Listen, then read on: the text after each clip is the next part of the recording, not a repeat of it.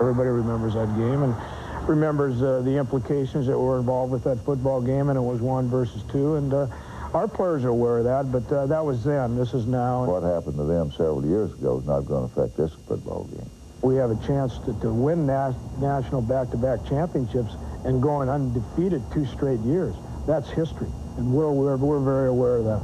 This is just another big game for us.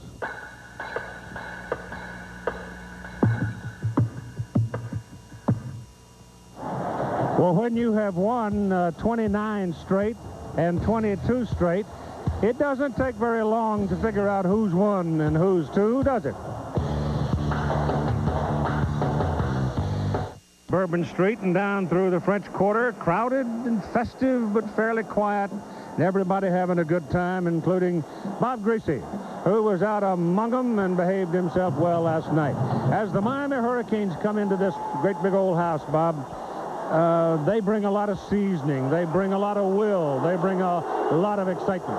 Well, and they also bring the Heisman Trophy winner in Gino Torretta. They are the defending national champions, as you can see, and last time they were here, they defeated Alabama 33-25. But I think there's more wisdom in this team, isn't there? There certainly is, and I think, you know, defense is what got both of these teams here. But it's the quarterbacks that are going to have to play well here today. Gino Torretta is impressive because, number one, of his experience. He's starting his 29th game. He's only lost 1. He's won a national championship. The other thing is his intelligence. He knows when and how to make big plays, and he doesn't turn the ball over. It's a great thing when you have the Heisman Trophy winner going against the number 1 defense. The biggest roar, of course, is for the Alabama Crimson Tide because there's about 50,000 faithful stuffed into the Superdome. They know how to get the tickets, apparently, because they've been here so many times.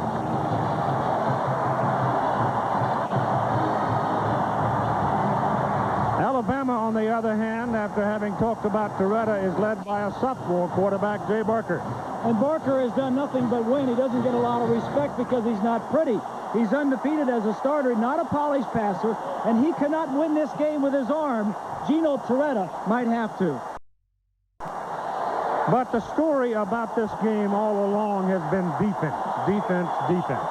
And for the Miami Hurricanes, it's Michael Barrow. And Barrow is not only an All-American, but he was a Player of the Year in the Big East, and he means as much to that defense as Torretta means to the offense. Alabama, on the other hand, Gene Stallings' ball club led by 2 guys as good as I've seen in a long time at defensive end. Well, in Curry and Copeland, they probably ruined Gino Torretta's trip over to New Orleans this week just thinking about him. The 2 of them, 40 career quarterback sacks coming into the ball game tonight. There is just about everything in hand that one could want, including a very dramatic history of these 2 teams. Alabama dominated the 70s. Miami owned the 80s.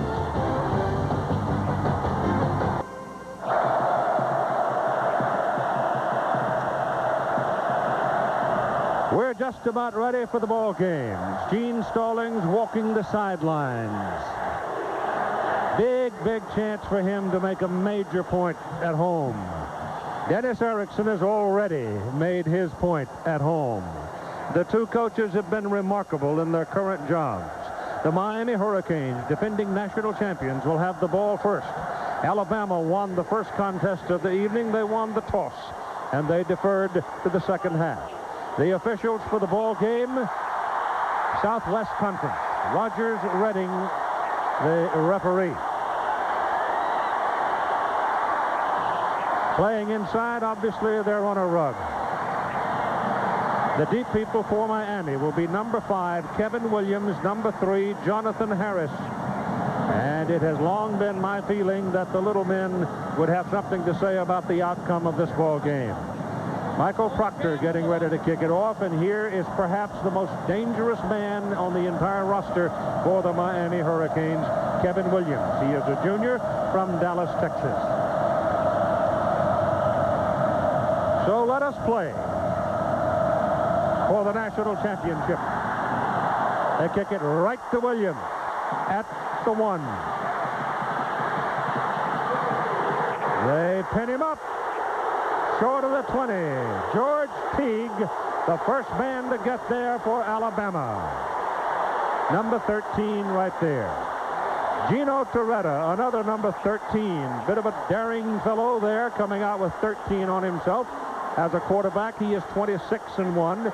He has led this team to a national championship. He has won the Heisman Trophy. He is the most decorated player in Miami University football history. They will open with Donnell Bennett as the running back, and they will start from their own 18-yard line, first down. Double wide to the top of the picture. Miami will spread you all over the field. Torretta turns, throws to Bennett. 2 men in front of him, and he's taken down just over the 20-yard line. Sam Shade came up and got his man. Kevin Williams will be at a slot position, at a wide position occasionally. In fact, he will be a tailback on occasions. Donnell Bennett, as you saw, the lone back there. Horace Copeland and Lamar Thomas, with Coleman Bell the tight end, and it's Thomas who's perhaps the most dangerous of that group. It is the offensive line, however, that has been a big problem and story for Miami this season. Torretta working out of the shotgun. Alabama shows blitz. They don't go. They do get pressure with Curry in pursuit. Now they go get him. Run him down at the original line of scrimmage, the 18. It's Tommy Johnson who got there. The offensive front for Miami we were talking about, they will start tonight with 5 seniors up there. A lot of veterans. They're all fifth-year seniors after having had to play some freshmen and having to move Etheridge from a tight end to a tackle. Cristobal coming off injury. So the offensive line is in better shape tonight than it has been all season for Miami. It is third down and 10 now for the Canes back at the 18. Alabama, they have 8 people up on the line. Out of the shotgun, they go after him. Got the heat on him. His pass is away, and the pass is dropped by Coleman Bell, incomplete. And so, Alabama could come out of this with pretty good field position, as Miami will go to the punt, and Alabama will send David Palmer, number 2, deep, and he, like Kevin Williams, is a dynamite kick returner who can give you very good field position if he should miss the end zone. Paul Snyder, a senior from Laguna Niguel, California, is the punter. He's standing inside his 5. He'll hit it around the 8. Palmer waits at the 42. Low kick. Palmer's got room. 3 Canes coming after him. Runs between 2 of them. He's got a hole. He's all the way back down to the 24-yard line. That's field position. Donnell Bennett brought him down. The deuce has put Alabama's offense on the front court. As advertised, David Palmer, he's run 4 punts back in his career for touchdowns. He's only played 2 years at Alabama. He had 3 punt returns last year and 1 the first game of this year that he played. If he takes it to the right side or to his right, he might have scored. 24-yard line, first down for Alabama. Barker turns, pitches to Lassick. He goes right up the middle and gets it down to the 20-yard line where Greer brings him down. Jay Barker is a young man, a sophomore from Trussville, Alabama, 6'5", 209. He's 16-0 as a starter. Kind of interesting that the place kicker for the Hurricanes of Miami, Pruitt, comes from Trussville, Alabama. Good friends with Jay Barker, the quarterback for Alabama. Second down and 5. Big play here for Lassick. He's inside the 10. It's first and goal to go for the Tide. Jesse Armstead brought him down. Watch the right tackle. That's going to be 77, Patterson. It's a little trap play. Alabama doesn't run a lot of traps, but they saw in the Syracuse game against Miami late in the year that some trap plays were successful. They put some traps in and some misdirection to go against that fast and quick Miami defense. Derek Lassick is from Haverstraw, New York. He's 190 pounds. We saw him have a very big day against Tennessee. The referee, Rogers Redding, has called timeout and points toward Miami. Alabama threatening in a scoreless game. The story on the Alabama offense, as they have operated inside the 20-yard line this season, they have been quite efficient. Thank you. Miami defensively, 23 times opponents have been in there. They've scored 16 of those 23. Ball is just inside the 6-yard line. It's first down and goal for the Red Elephants, and Barker rolls it to the right, flips it, had the ball tipped at the line of scrimmage. One of the Canes got his hand on it. I think it was Casey Greer, number 29. He had his man wide open, and just a little finger stopped it. He's rolling out. Barrow runs through the opening, but there was nobody there. He was trying to hit the halfback. Classic. He was wide open. So Casey Greer makes the big play for the Hurricanes. And it's second down and goal for Alabama at the 6. 12 minutes and 22 seconds to play in the first quarter. Go to Lassick. Power football to the left side and down to the 3. Running into the boundary, hoping that the offensive blocking could outnumber the defense. And they get 3 yards on the play. Michael Barrow and Kevin Patrick on the tackle for the Canes. The Hurricanes have given up 14 touchdowns this year, and only 4 of those 14 were on the ground. The other 10 in the air. Third and goal outside the 3. Miami defense being tested early. Set up by David Palmer's punt return. That was set up by Alabama's staunch defensive play in the first series. Barker rolls it right, cuts it back into the middle, dives for the goal line, and he can't get there. Robert Bass, number 49, a middle linebacker who had been added to the goal line defense, turned him back, and the kicking team is in. Well, Miami defensively coming into the game, scoring defense in the nation is third best. They only allow 12 points on an average. There was a hole there for a second. Barker couldn't get there quick enough, and the speed of Miami closed it up. Hardy's taken it down at the 2-yard line, and here is Michael Proctor. It's a 19-yard field goal try.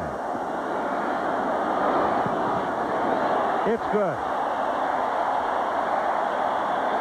But in a way, you got to think that Miami feels like they won something too. Alabama got the 3 to lead it by a field goal. As first and goal at the 6, the Tide is turned away by a tough Miami defense. And now the kickoff will go probably right to him again. The first time we opened the ball game, they kicked it right to Kevin Williams. They got him short of the 20. Let's see what they decide to do this time. Alabama score, Keith, really set up, first of all, by the good defense, 3 and out for Miami, but then, of course, the punt return by David Palmer. Proctor hits a good one. Inside the end zone, a yard deep, Williams is coming. Goes to the boundary, looking for a hole, not there. Lost the ball as he was hit on the boundary, but the ball went out of bounds, and again, it is Teague coming down the field to belt him. So as Gino comes out for the Miami offense, here's a look at your Alabama defense. And because Miami uses 3 wide receivers and only 1 back, Alabama will play with 4 defensive linemen right there, 2 linebackers, Romansky, Hall, and Oden, and 5 defensive backs. Langham and Teague are the primary corners with all the interceptions. You have Stephen McGuire, number 30, in the backfield now for the first time. He's been injured much of the season, but he's healthy. He's a good one. They give it to him. He slides along the line of scrimmage. He'll pick up a yard. 7 of the 11 all-SEC defensive players in 1992 came from Alabama. Curry, Copeland, Hall, London, Langham, Odom, and Teague. And 4 of those players were All-Americans. You take a look at how stingy the Crimson Tide have been in the first quarter. Second down and 9 for Miami. Things beginning to settle just a little bit. In a game of this stature, the first 5 minutes, the adrenaline is pounding. Now it seems to be settling a bit. Torretta out of the shotgun, buying a little time, getting the heat now, throws, pass complete, passes complete up to the 26-yard line to Horace Copeland. And Copeland is taken down rather firmly at the 26. Now let's say a Happy New Year to our partner, Jack Arute. Happy New Year to everybody, too. Keith, you talked about this 50,000-plus Bama fans. Well, it certainly is a noisy, partisan crowd. But let me tell you what Rogers Redding, the referee for tonight's contest, told both teams in pregame meetings. He said he does not prefer to invoke the noise rule. He says, gentlemen, you will have to play through the noise. That could come into play tonight. Third down and about 4. Torretta lifting the leg, indicating to the center everything's all right. That little pop pass over the middle to Kevin Williams, and he's on his way across midfield. He's all the way down to the Alabama 39-yard line. They may put it on the 40, but there's the blazing speed of Kevin Williams coming to the fore. They've been doubling the outside receivers out here. Here's Williams. He's not going to go downfield. He's going to come underneath the coverage, and he's going to hit the wide receiver on a little slant route, and he runs away from everybody else. If he goes downfield, they're going to double cover him, so he comes across field and makes a big play on the run. Number 10, Tommy Johnson's the man that ran him down. Ball is just an inch or so inside the 40-yard line. Torretta goes back under center to a one-back offense set. Stands up quickly, lets it go down the middle, and the pass was incomplete, intended for Darrell Spencer, number 35. He is another fellow who is listed as a tailback, but in fact plays in a wide position more than he does the running back position. Alabama is leading in the ball game on a 19-yard field goal, 3-0. Torretta is now 3 for 5, 42 yards, and has been taken down one time. There, his career, very impressive numbers. The thing about Torretta, too, Keith, he doesn't turn it over. Over 400 passes this year, only 7 interceptions. Donnell Bennett back in the lineup, big fella, 227. Now he steps up into a slot, so it's a no-back set. And Torretta drops back and throws, and he hits his man right on the numbers. Jonathan Harris, number 3, 5'9", 165-pound sophomore out of Houston, Texas. He turned and angled for the marker, and he went just past it. First down, Miami. Quite a story about the fellow who wears that Ibis suit. That's right. John Ruth, the Miami Ibis, was down on Bourbon Street and was struck by a bullet they think was fired in celebration from far away. It came straight down and just grazed him. Grazed his cheek. He's all right in uniform tonight. First down, put it on the 29 of Alabama. Miami is beginning to mount its first threat, but nothing there this time as Stephen McGuire, the senior out of Brooklyn, New York, is put on his back for a loss of a couple of yards. We'll show you the scores of other games. The Southeastern Conference, incidentally, is doing very well in the postseason. They're undefeated so far. And there is one more game to be played tomorrow. Mississippi State playing in the Peach Bowl. Stanford had a big win for them today. And you see Georgia, Ohio State. That was a good ball game down in the Citrus Bowl. Ball comes back to the 32, where it is second down and 13 for Miami. And Torretta drops back again to the shotgun. It's a short shotgun. Puts it high in the air. And the Miami receiver going down the sidelines, Kevin Williams, had no chance to get to it. Right here, let us take 5 seconds so our ABC stations across the country can tell you who they are. 3-0, Alabama leading. Miami got a little threat going here on third down and 13. The ball resting at the Alabama 32-yard line. The installings there, you just saw Dennis Erickson, the coaches. Keith, I was just going to say Alabama doing a nice job defensively of mixing up their coverages, giving Gino Torretta a lot of different looks. John Copeland is in a down position right now. And playing over a guard. There's a long pass to the sidelines intended for Lamar Thomas.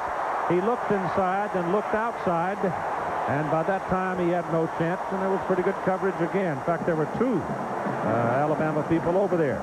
The Michigan Wolverines get a win, 38-31 over the Washington Huskies. And so Gary Moeller can probably go home to a little peace now. Well, they haven't won too many Rose Bowls in the last few trips out there. All right, this will be a 39-yard field goal try for Dane Pruitt. 49 yards of field goal try. Got a lot of leg on it. And made it. So Pruitt hits from 49 yards, and we're all even at 3 with 7:49 to go in the first quarter.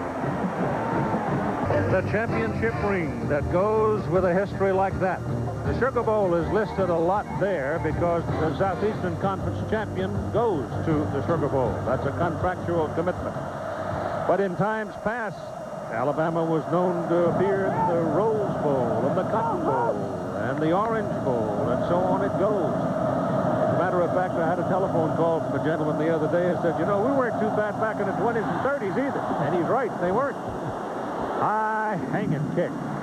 Should be pretty good coverage on this. If Palmer gets a hold of it, slips out of the arms of a couple of Canes and comes up across the 25 to the 26.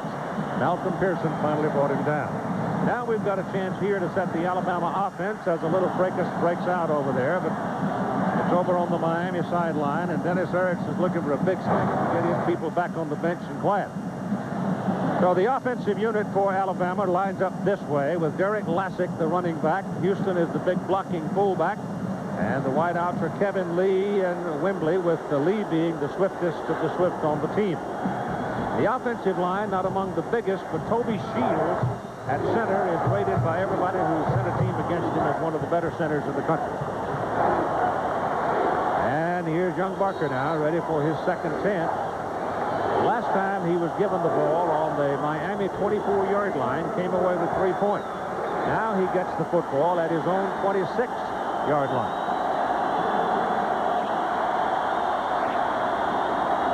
They put Lassick in motion. Turns and throws the other way, trying to get everybody coming this way, and Prince Wembley making the catch. But he didn't fool a whole lot of people because the coverage, Dexter Siegler was there looking him right in the eye. Siegler, number 34. The Miami defensive front, and we talked about Klein and Patrick, and so is everybody else in the country. They're almost in the class of Copeland and Curry, and there are times when they are equal. The linebackers, all those people have their degrees, and in fact, they're all graduate students. All of them, all three. All fifth-year seniors. All fifth-year seniors. Ryan McNeil in the secondary is the All-American for the Canes. Barker gives it to Lassick. He cuts it back into the middle. He gets a first down. He takes it to the 39-yard line where Terrace Harris brings him down. We talked about Toby Shields, the center, right in front of the quarterback. Watch as he slides around and gets the block on the middle linebacker, Barrow. Barrow said the other day this will be key for him to avoid the block of Shields. Barrow didn't get there, and a nice pickup by Alabama. Toby Shields from Fairhope. Now by Mobile. This is Lassick again, who comes from Haverstraw, New York. And that's a good hard run for 5 yards. Runs into Kevin Patrick, the junior out of Lake Worth, Florida, who takes him down. He had 33 carries in the ball game at Tennessee. He said he was sore for a week. Gene Stallings was telling me yesterday that Alabama is going to run a few more traps and a little bit of misdirection to try to slow down the pursuit and the speed of the Miami Hurricanes. That was a trap right there. 2nd down and 5. Canes have 6 people up on the line of scrimmage. Back it goes to Lassick again. Kind of picks his way through there. And he's very close to another first down. His mark, however, doesn't look all that friendly. 6 carries, 37 yards for the New Yorker, who may, in fact, become an Alabama. What Alabama wants to do, obviously, and it fits their style very well, is control the football. They are not a great passing team. They do like to run the football, averaging over 200 yards per game rushing and 150 yards passing. 3rd down on a short yard. 6 minutes to go in the first quarter, a 3-3 tie. Lassick dives for his first down try and gets a very good surge by the offensive line, which carries him across midfield, and that will be good enough. He kind of got up on top and rode the mule, didn't he? Well, I think he got up on top, and then the mules down below just kind of kept pushing. Yep.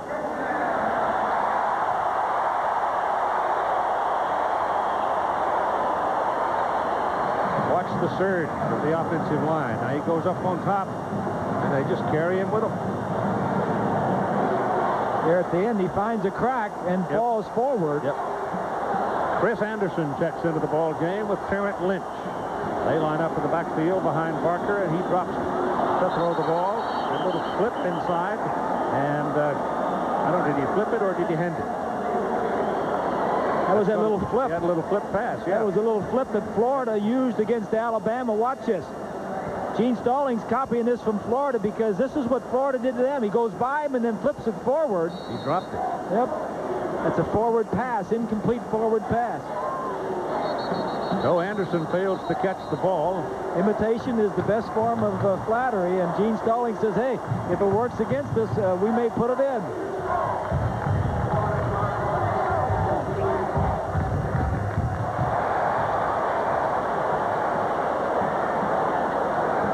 It'll be 2nd down and 10.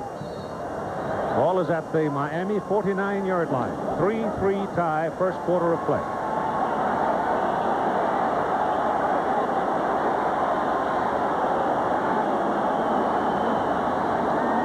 Haynes coming.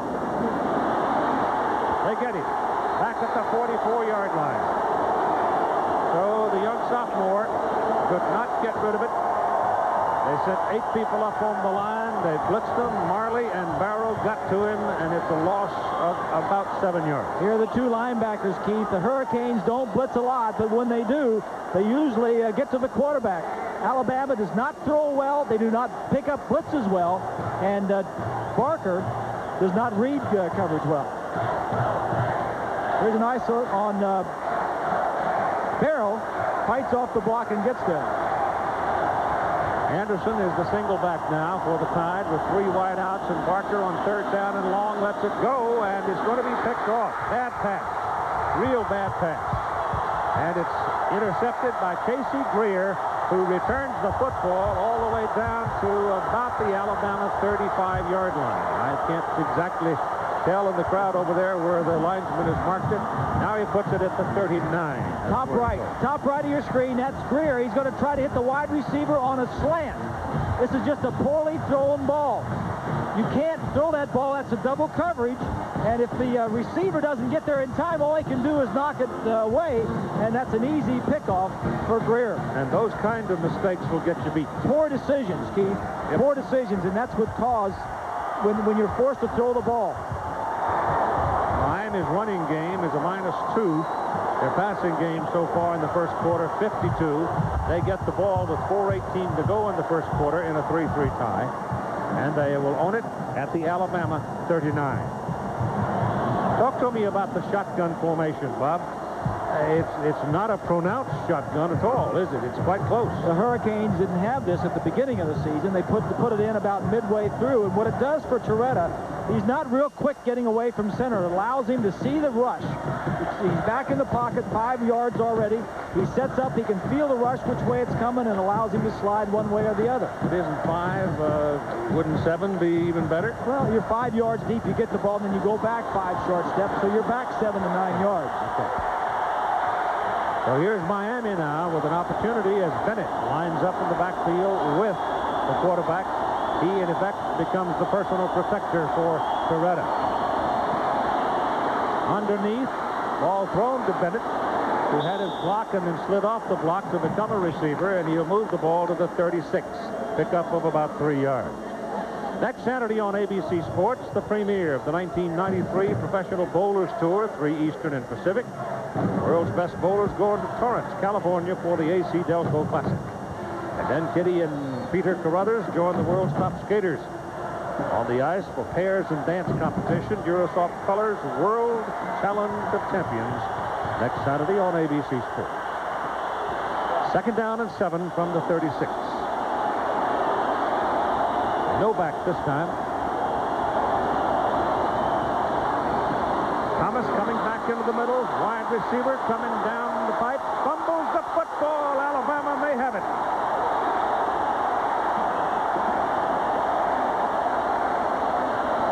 Church went after it. They got it. So Lamar Thomas gets hit on the arm. The ball falls out, and the Crimson Tide gets it. It's a wide receiver screen, Keith. You've seen it a lot this year in college football. Here's Thomas here. Now, watch the offensive lineman go down and block as he comes in back behind him and gets the football. Now, if the ball is thrown behind the line of scrimmage in college football, you can go down and block before the ball is caught. But that's Johnson, number 10, who sacked the quarterback earlier, who causes the fumble. And Willie Gaston, number 22, jumps on it. Alabama showing that, Miami, you're not the only one that has speed. We've got some speed on our side. So from the 23, Barker gives it to Lassick, and he's taken down for a loss back at the 20. Number 56, Michael Barrow.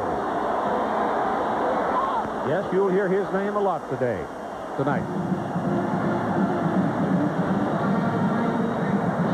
There's a look at the turnovers, and if you like defense, you've come to the right game.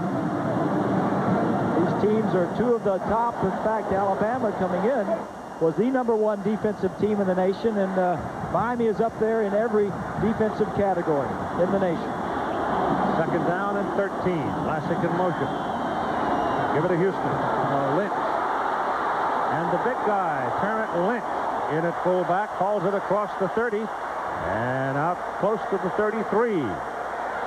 So Lynch at 224 and Houston at 235 are two big blocking fullbacks, and occasionally they get the ball. That's a key word, Keith, occasionally. I think Miami was a little surprised that the fullback in that set carrying the football. Now Palmer has come into the lineup. Houston has come back.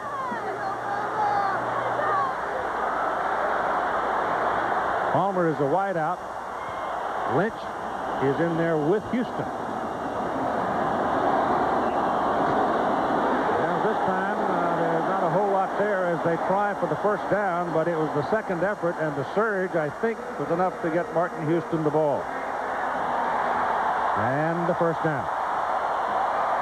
Take a look at the left side defensively. That's Lopez, 71. Crine is 91. Smith, the outside linebacker. Barrow, 56. Fills the hole and stuffs it. There's just not a lane there for Houston to slip through. So they stood him up all right, but they couldn't hold him. Now Palmer goes into that backfield, and the ball is given away to Lassick. And Derek Lassick turns it around the corner. They're using Palmer a lot this whole season as a decoy. And every once in a while, you look up and suddenly he's got the ball and coming at you out of the backfield. Time remaining, 2:16 in the first quarter of play. And a 3-3 tie between Miami and Alabama. Florida State, number 3 team in the country, playing in the Orange Bowl and shutting out Nebraska in the second quarter.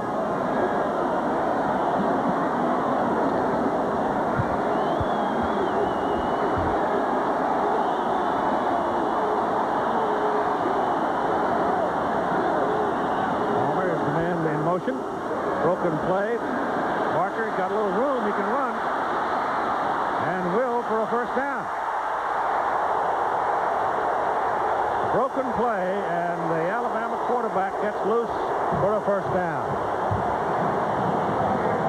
Well, this is the strength of Jay Barker. If there is, it's certainly not his passing. He's not distinguished himself throwing the ball. In high school, he was a wishbone quarterback only in his senior year. He didn't play until he was a senior, didn't play quarterback. Came here and is doing an outstanding job running the ball. Just needs a little bit more work throwing the ball. Of course, Alabama doesn't throw it that much, doesn't need to.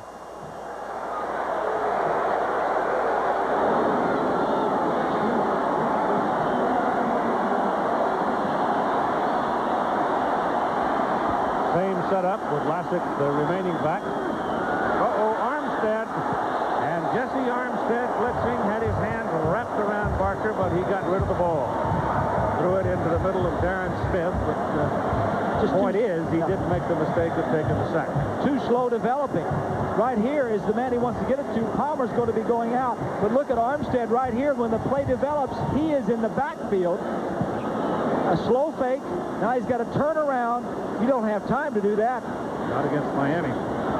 The other linebacker, Smith, was in there to knock it down. Jesse Armstead, one of those fifth-year senior linebackers. Alabama was 64 yards rushing and only 6 yards passing. Second down and 10. Trying to throw the ball to Lassick, and Warren Sapp, number 76, was all over him. So Barker makes his second bad throw of this first quarter. That's a little screen pass, Keith, a poorly conceived screen pass. The lineman went downfield, and Sapp, a defensive tackle, was right there with him. Barker now is 1 of 6 with 6 yards and that interception.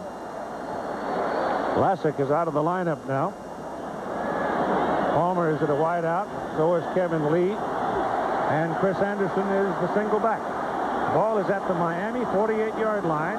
Third down and 10. Barker's pass for Wembley. Intercepted. Picked off by Ryan McNeil. He threw a wounded goose, and McNeil shut it down.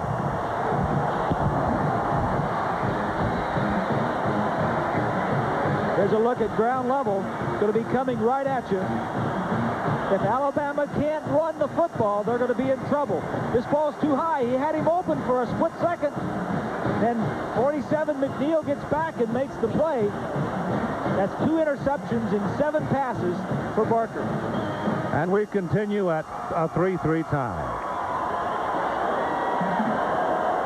Here come the linebackers back into the Bill lineup. Oliver, defensive coordinator, showing Torretta during the timeout 6 defensive backs in the game. Then when the time was whistled in, he took 2 of them out and changed the defense. Now he's changing it back.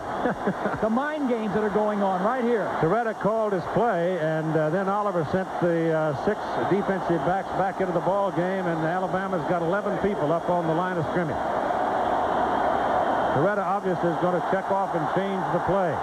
And now Antonio Langham dropped off for a second, and he lets it go. He's throwing it for Copeland, and Copeland has no chance to get to it. He is mired in traffic. He was absolutely covered. There were 3 people with him. Alabama giving a lot of different looks defensively. And here they are, what they are in the nation. Alabama leads in total defense and rushing defense, and they're second in scoring in pass defense. The last 5 or 6 weeks, they have led in every defensive category, but since the SEC championship game against Florida, they fell down in the pass and scoring category. It's kind of tough when you fall to second, isn't it? Second down and 10. The ball is on the 23 of Miami. 3-3 tie. Minute and 45 to go, first quarter. And Torretta calls a timeout. That's their second timeout of the first half. So he's looking for a little help from the sidelines with all of this moving around of the Alabama defense. Now let's check in with Jack Arute. Well, Keith, earlier this afternoon, Coach Dennis Erickson called a private meeting with only his players. And what he proceeded to tell those players was something that they had known all year. You know, at the beginning of the year, they lost 2 of their former players, Shane Curry and Jerome Brown, in separate and very tragic accidents. Well, he informed the players that as they had dedicated their season to those 2 fallen comrades, he felt that it was necessary to bring both Brown and Curry's parents to this game. They are sitting in the stands behind me. And what Erickson told the team was, we are family, they should be here, and the team has dedicated tonight's game to the memory of Jerome Brown and Shane Curry. Okay, Jack. 1:48 to play in the first quarter. Dennis Erickson, who just had a contract extension through 1999. So that should quiet the rumors of him going pro immediately, though I suspect there's some kind of an escape clause there. One would think.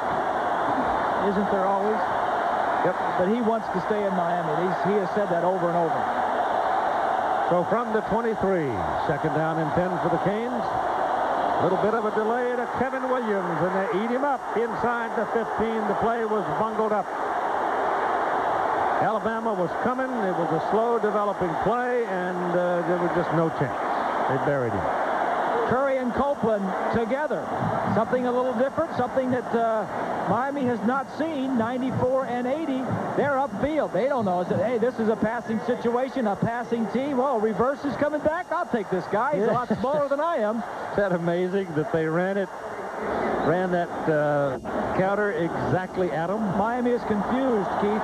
Bill Oliver, defensive coordinator, has done a nice job with Alabama moving around a lot of personnel. Miami right now is minus 13 yards rushing. Out of the shotgun, Toretta lets it go to the sideline. Too high. Pass intended for Kevin Williams. It is 4th down.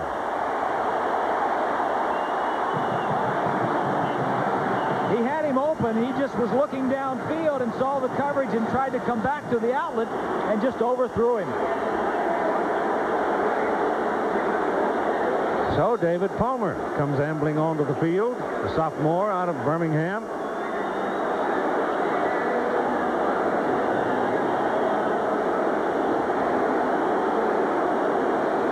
Alabama's got everybody up on the line, 10 of them. No pressure on Snyder. The kick is away, and Palmer drifts under it at the 43. Look at how quick he is. That's a fine open field tackle by number 19, C.J. Richardson for Miami. And so Alabama once again comes out of this with a very good field position as Gino Toretta had his troubles in that last series. Palmer shaking his head, realizing that if he gets by that one man that took him down, he might still be going. Miami can't run the ball. They've only tried 4 times, minus 13 yards. That is not their strength. Alabama needs to run the football. They're averaging 4.6 per carry. That is very good. Ball is on the 48-yard line. First down for the Tide. Ball is given to Lassick. Penalty flags on the field. The first time we've seen the yellow cloth tonight. Southwest Conference team of officials. There they are, Rogers Redding, the referee, man in the white hat.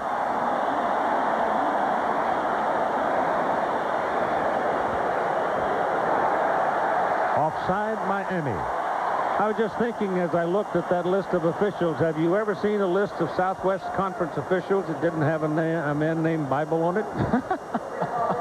There's a lot of folks named Bible. I don't know, but I'll start looking from now on.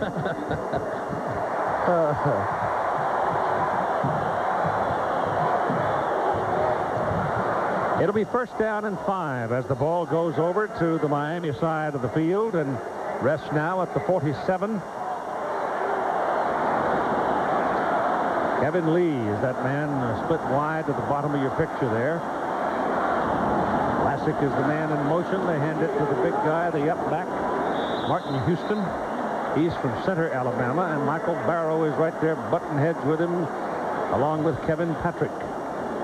Another trap play. The right guard was pulling, and Michael Barrow read the trap and got up there and made the play.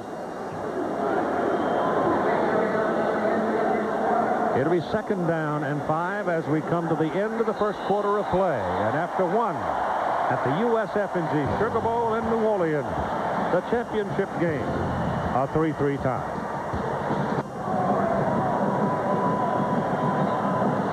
I heard somebody make the point yesterday, I think it was, that tomorrow, or is it Sunday, the New Orleans Saints and Philadelphia Eagles play here? Sunday. And he said we may have 2 football games played in the Dome, and collectively they may not score 10 points. This is Derek Lassick getting some blocking, finding daylight, and finally knocked out of bounds at the 23-yard line of Miami. Paris Harris stayed with him and shoved him out. A tough run by Derek Lassick. There's a look at Darren Smith, 45. He's going to be blocked to the outside by Houston. Just a little shove. He tried to get around and make a play. It's going to be to your left. Watch the block of the fullback. Barrow gets pushed out by Shields. An arm tackle won't do it. And Lassick with a big gain. First down, Bama. At the Canes 23, Lassick stays in at tailback. Has it again. Runs into the middle, and he is taken down. Injury to a key man for the Canes. Let's check with Jack Arute. Well, Keith, we do have a key injury. Behind me is Horace Copeland. He came off in that last series complaining of a sprained knee. That's what Dr. John Uribe has diagnosed it. They have added this brace to add some support to that right knee. Right now, the doctor says he's questionable as to whether he'll return. They're going to keep him out at least for a series or so. An enormous loss if he can't come back, particularly in light of the point that Bob just made, that Miami has shown no ability so far to run the ball. Call it 2nd down and 9 and move the ball to the 23. Whoa, what a block. Barker with a good run back into traffic. Number 2 for Miami, Rohan Marley. They call him the Rat because he is so quick. He came flashing through. Somebody took his legs from under him, and yet he was still involved in the pursuit. Right side of your screen, number 2. Watch as he dives over the block. Tries to make the play. Now watch him. He's going to get up and have another shot at Barker. Barker doubles back, and he almost gets him. That's Bob Marley's son, the reggae entertainer. I'm sure many of you have been entertained so many times by the late Bob Marley. That's his boy. 3rd down and 4. Palmer in motion. Let's throw the ball to him. He's got it. At the 11, out of bounds, and it's 1st down, Alabama. So Barker completed the pass in the face of the blitz. This is the type of passing Alabama does best. The simple stuff. Quarterback just throwing a quick out to the wide receiver. Little hitch, wide receiver screen. If it gets any more complicated than that, it's kind of tough. But when you blitz and you have man in the secondary and you have a guy with the speed of Palmer, that's a big 1st down right there for Alabama. So they're knocking on the door here early in the 2nd quarter of play and a 3-3 tie. Lassick. Penalty flag as he goes down. You may have a face mask. You may have had one back up the field away. Now you get another flag thrown by one of the officials in the end zone. The man in the white hat will tell you about it. It's going to be against Miami. He had a great block on the play, Keith, by the fullback, Houston.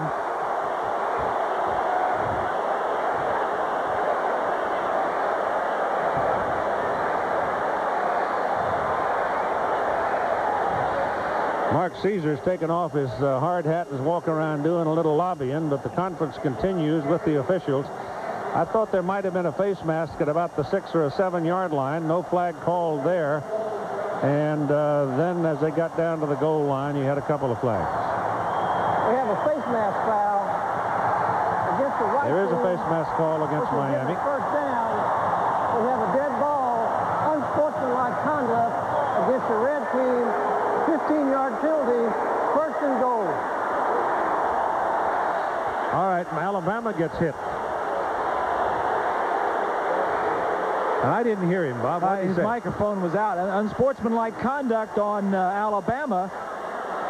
And you face mask on Miami, and you do the major penalty. Watch the block on number 1 to the left of your screen. That's number 1. Watch Houston right here, number 35, as he just lays Armstead down. And Lassick with some nice moves. There's the face mask right there.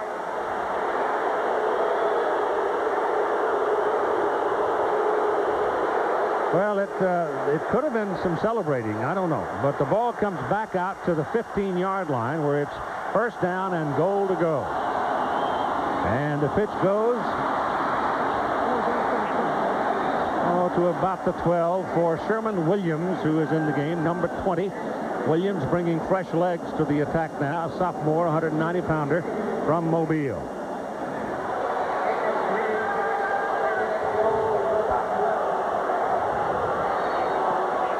Here's a look at the 1st quarter stats, the things that jump out at you. Miami with only 2 first downs and minus 13 yards rushing. Alabama only 6 yards passing, and the 2 interceptions for the Crimson Tide. Williams and Lynch in the backfield behind Barker on 2nd down and goal. Give it to Williams right up the middle to the 5-4. Almost got in there. But he took a hard lick. I think it was Greer who's getting up a little slowly. But Casey Greer just sold out trying to make the tackle and took a lick. Just straight blocking. Nobody's pulling. The fullback, Lynch, that's 45, gets a block on Barrow. And Greer comes in and just tries to throw a shoulder into him, number 29. That won't get it. The Hurricanes lost both safeties off of this team from last year, and if you have a weakness defensively, it's probably the two safeties coming up and tackling. 3rd and goal from the 4. Give it to Lassick. Head on. I mean head on with Michael Barrow and Mark Caesar. Miami is a quick defense, Keith. They run well from side to side. One of the problems they've had periodically in the last few years is stopping a power running team that comes right at you. Now, Sonny Lubick, the defensive coordinator, said if we can't stop them, we can do some other things. 5-man line and blitz. This looks like it might be about 23 yards for Michael Proctor. He hit a 19-yarder for the first score of the ball game. He adds the 23, and Alabama goes back to the lead by a score of 6-3. And Proctor takes a wallop himself.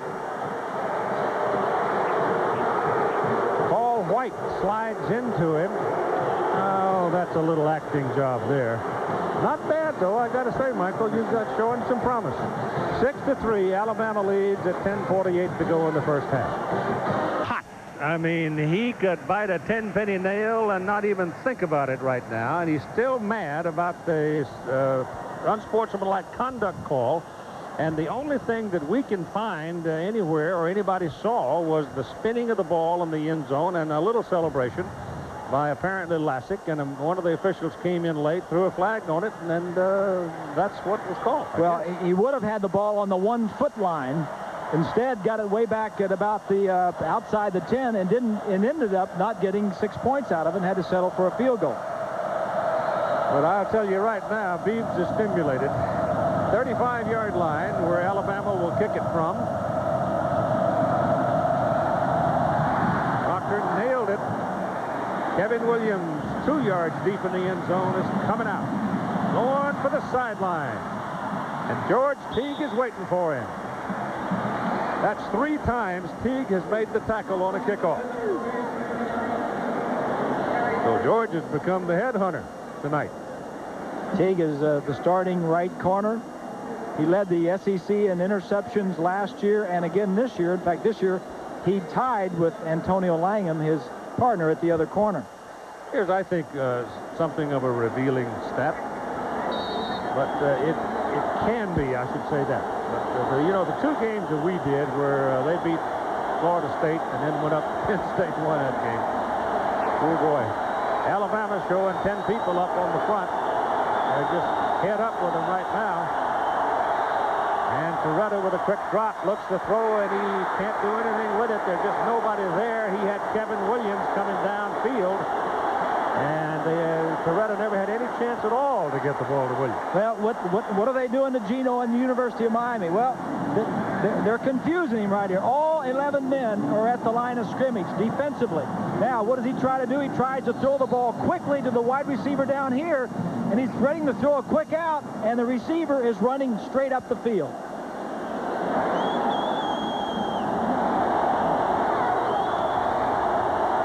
Second down and 10.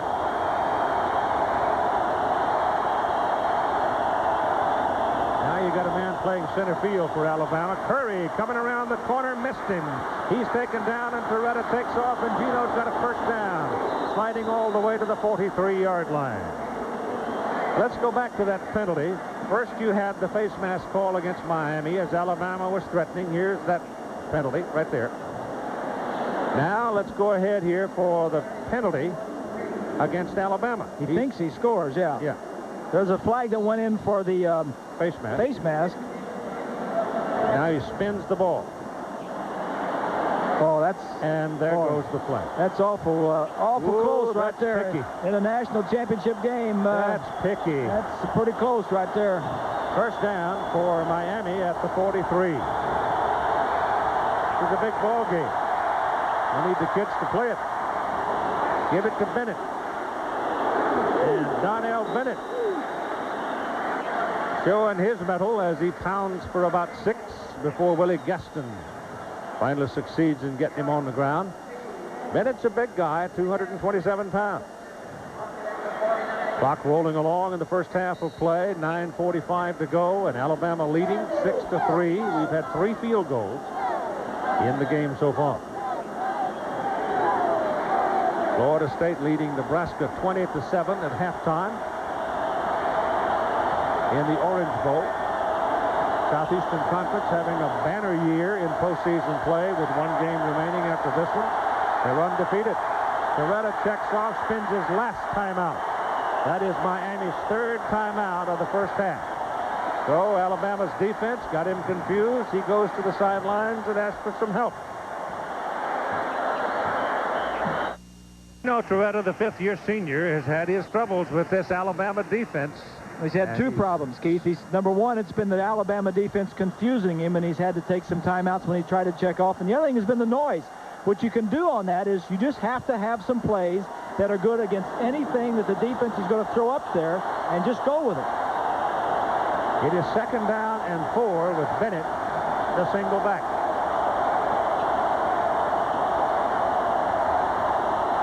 Fumble by Toretta, coming away on the snap, covers the ball.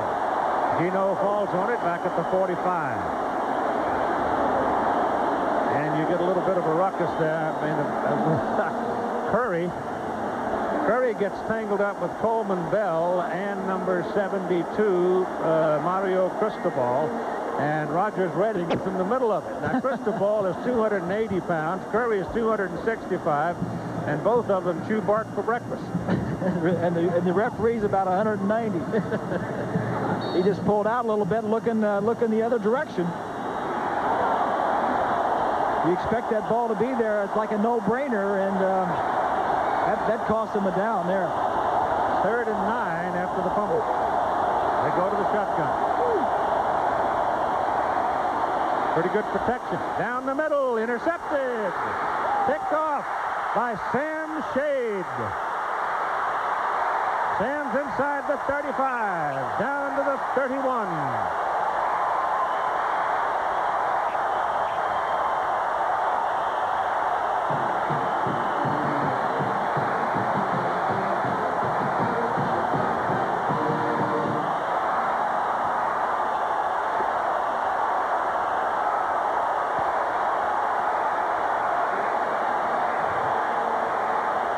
Take a look at what they're doing. They're doubling the 2 outside receivers over here. The man he tries to get the ball to is the tight end down the middle. Now watch as the man covering the tight end, that's Shade. If you stop it right there, stop it. There he is, right there, and he intercepts the ball. Good coverage, doubling the outside and running with the inside man. And the Tide is operating at the Miami 31 with Derek Lassick, the single back. He's got the ball.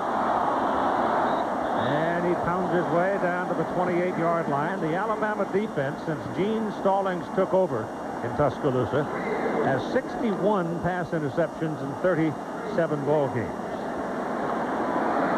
So he brought some kind of a message in playing with him, didn't you? I think probably named Bill Oliver, don't you reckon? Well, Oliver was a key, and they were 4th in the nation in turnover margin. They had a plus 18 coming into the ball game. They'd taken it away 18 more times, and they'd given it away. Lassick again. Big hole. They're back down, knocking on the door again at the 3-yard line. 1st and goal. Jesse Armstead and Casey Greer finally got him down. And Derek Lassick has 15 carries, and with 7 minutes and 35 seconds to go in the first half, has 105 yards. Just a little toss. Linebacker right there. Barrow's going to overrun it. Now big 77 Patterson in red right there downfield trying to help out. That's a double. Watch the fullback again. That's Houston, number 35. The middle linebacker Barrow misses it. So it's 1st and goal. Give it to Lassick. To the 1. Roosevelt Patterson, at 6'4", 295, And he was right down there at his running back's elbow trying to lend a hand. I tell you what, though, Lassie can thank his fullback and his tight end, Buskey, 83, and the fullback, Houston, because those two guys, even though they are eligible receivers, are really offensive lineman types, and they really can block. Second down and goal from the 1. Lassick, nothing at the top. Tried to go over the top, and that's a pretty hard thing to do. Miami, as I mentioned, tough to score on. Third in the nation scoring defense. They just toughen up. That's a good play. That's Bass, 49, the backup inside linebacker. But they're all in there. Paul White, who's a corner, he was down under the bottom of it. That's stacked. They're all up there involved. Third down and goal from the 2, and Sherman Williams checks in. Williams in the middle, touchdown.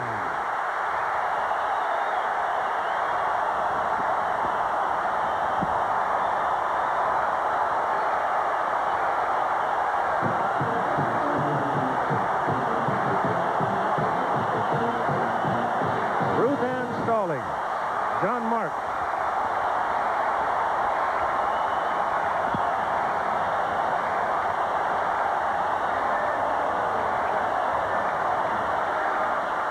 Michael Proctor will try the point out of Jeff Wall's hold. Matthew Pine will snap it.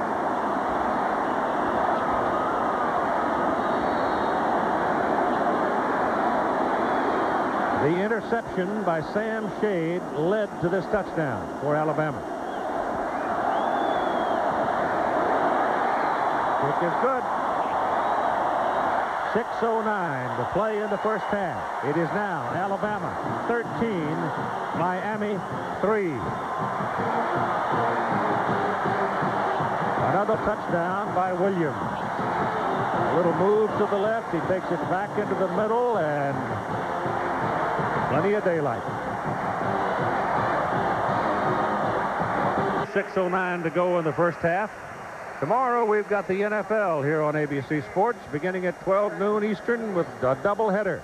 First game will have the defending champion Washington Redskins and the Minnesota Vikings. That's in the house in Minneapolis. And then they go west as Kansas City goes west to take on the AFC Western champion San Diego Chargers. That's tomorrow on ABC Sports. What a great job Bobby Ross has done out there in San Diego. Stan Humphries is going to play, Bob.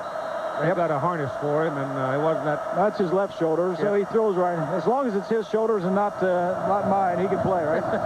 Yes. Proctor hangs it high, and Williams at the 6. Kevin bounces out of one tackle and is finally taken out of bounds up around the 32-yard line. Williams, like Palmer, you think you got him, and they're going to knock this little guy down, huh? Yep. All of a sudden, you're still looking at his hip pocket going the other way. The numbers there on the Alabama scoring drive, but again, it was set up by the defense. The interception by Shade. Now let's see if they've been able to sort things out on the sideline for Gino Torretta. McGuire will check in at the running back position, Stephen McGuire.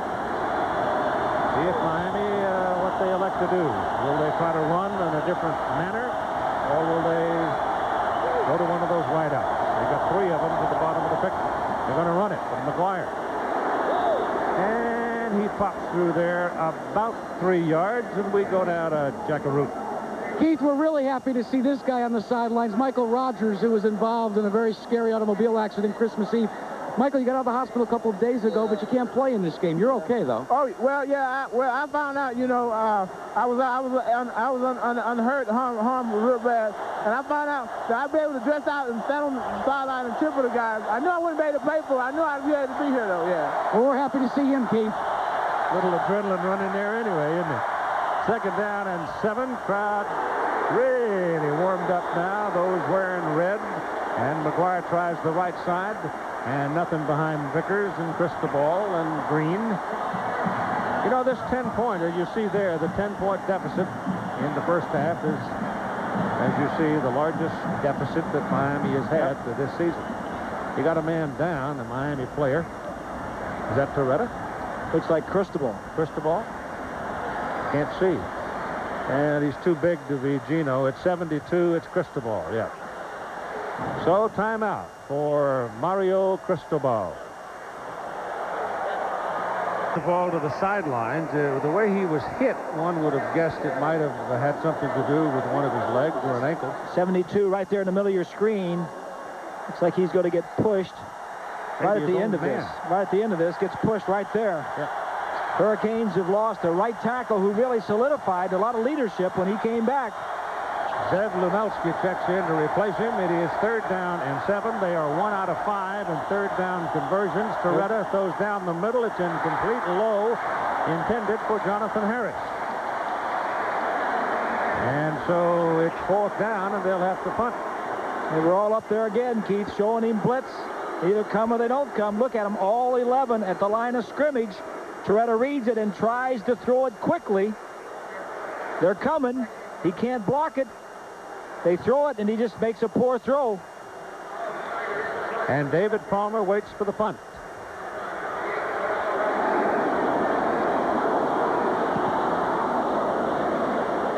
Ryder knocks it all the way back to the 23. Palmer's looking at 4 white shirts. No place to go. Down at the 21. So you got 4:41 now as Alabama gets the ball back. 1st down at their own 21-yard line. And Sunday night, ABC is the one network that'll tell you the whole story. One of the controversial stories, Drew Barrymore, Amy Fisher, and the Amy Fisher story, After Life Goes On. America's Funniest Home Videos and America's Funniest People. Sunday here on ABC.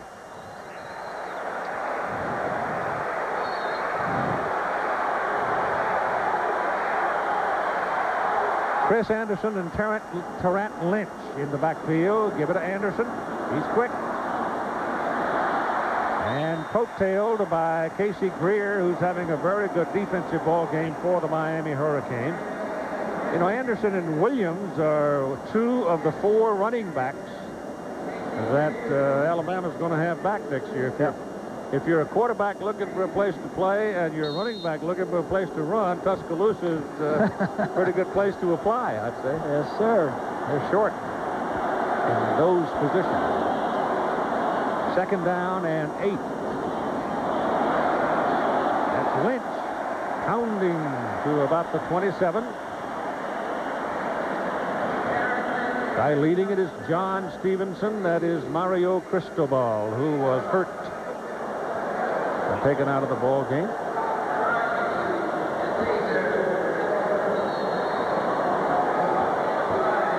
Can't tell if they're working on a knee, but it looks like they're either the knee or the ankle, something. Yeah. 3rd down and 3 now for Alabama. Barker hands it. And there will be no 1st down as Anderson is taken down quickly by Jesse Armstead. I think it's quite remarkable that all 3 of the starting linebackers for Miami have all graduated, all have their degrees. Kevin Williams drops back. Now let's see if he can give his team some field position. Well, Miami needs a spark. They've been dominated defensively by Alabama. This is Brian Beal's 1st punt of the night. He had a bit of a hard time late in the game against Florida. Doesn't get this one to turn over, but it does take an Alabama bounce. Good one. That's the old rug for you. All the way down to the 15-yard line. Totals 57 yards. In fact, it traveled about 35. Here is Jackaroo. Well, Keith, it's very tough when you're a lineman, especially when you get cut behind the knee. That's what happened to Mario Cristobal. So like his counterpart, Copeland, they're going to outfit him with a knee brace. They're going to tape it up. But in both cases, both players are still considered questionable. All right, Jack, thanks. 13-3, Alabama leads. 2:39 to go in the 1st half. Toretta's back there by himself. 4 wideouts. Stretching across the field. Throws a hummer. Double coverage. The only man that touched it was Tommy Johnson, a cornerback for Alabama. Toretta is now 6 of 16 for 68 yards. He's missed his last 6. Missed his last 6. 68 yards in the first quarter and none here in the second quarter.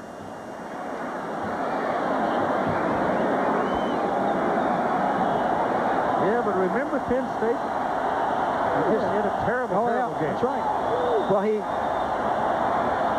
the only thing he's done really wrong is through the interception. That set up their touchdown. Hooks that one, overhands it to the 20-yard line where Lamar Thomas makes the reception. And they'll be looking at third down and about 5. Take a look at the secondary now. Let's go ahead and run it. Watch the red shirts to the left of the screen. Watch them all just drop back in zone coverage. And he's going to hit right here, over here, the wide receiver as he comes in. But they're mixing it up. They're dropping deep sometimes and playing zone. And then other times there's a all 11 at the line of scrimmage. Just another zone here. Pass complete to Darrell Spencer. And that's going to be a first down for Miami out around the 29-yard line where Lemansky Hall makes the tackle. And so they move the chains now at 1:51 to go in the first half of play. And Toretta goes back under center.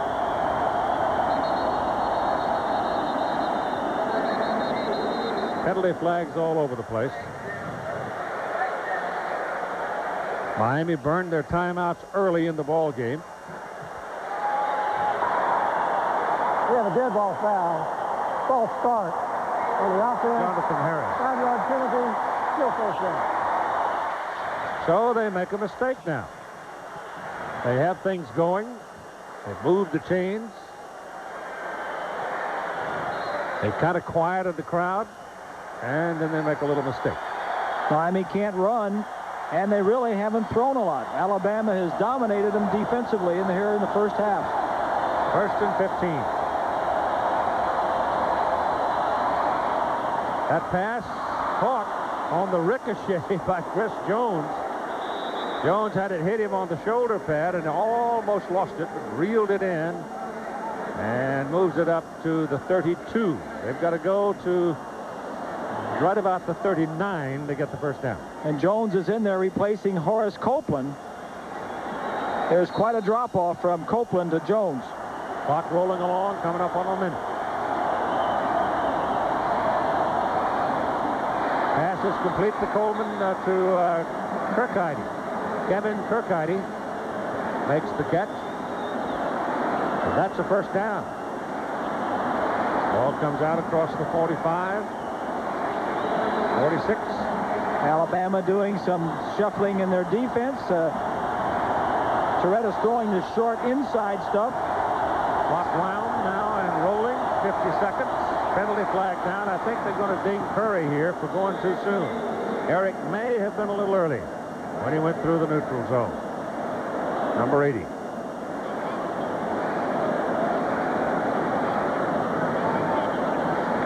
Yep.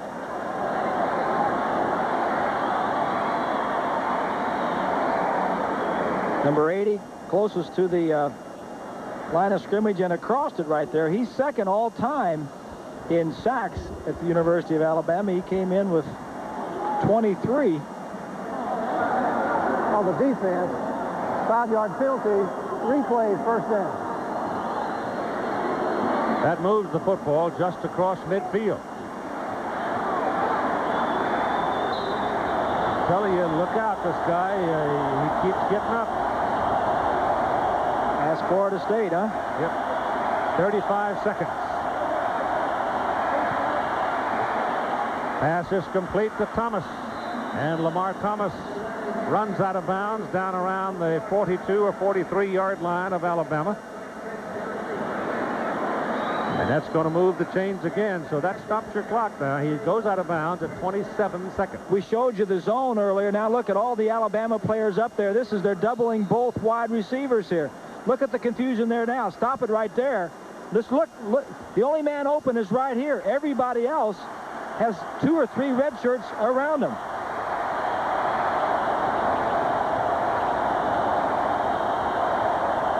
Shotgun. Let it go. Thomas after it. Incomplete. Defending on the play, Willie Gaston, number 22. And Lamar Thomas is shaken up. Gaston came down, I think, on his leg. And Thomas having trouble getting up. There's you'll take a look at it in isolation. Thomas just running a streak. Gaston, a true freshman, plays this ball very nicely as there's a little pushing and shoving. Thomas goes up and tries to make the play. I don't see anything where fell on. Nobody fell on his knee or anything. No. This is a little hyperextension.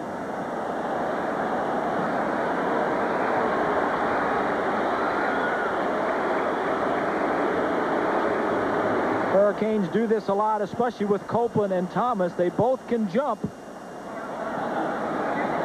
He went down hard on the turf. Perhaps that was what it was. Yeah. He's leaving the ball game. 19 seconds to play in the first half. 13-3, Alabama leads. And Miami owns the ball at the Alabama 43-yard line. Second down and 10. Only 10 points.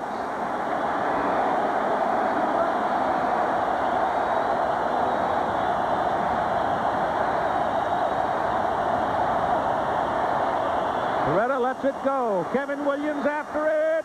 Great play defensively by Antonio Langham. And his hot streak continues. It looked for a moment, a daring moment, that the darter had it in his hands and would get in there for 6. But watch this play by number 43. Well, he found the man with single coverage. They were all up there, but he just outruns him. If this ball is thrown a little flatter and gets there quicker or further across field away from Langham, it could have been completed. But Langham does an outstanding job. We mentioned the 2 All-American defensive ends. Langham, a third-team All-American, benefits from that hard pass rush. Lamar Thomas is back with 13 seconds to go in the first half. Third down and 10 from the 43 of Alabama. Torretta throws a bullet complete to Thomas inside the 25. That's a first down. That stops the clock.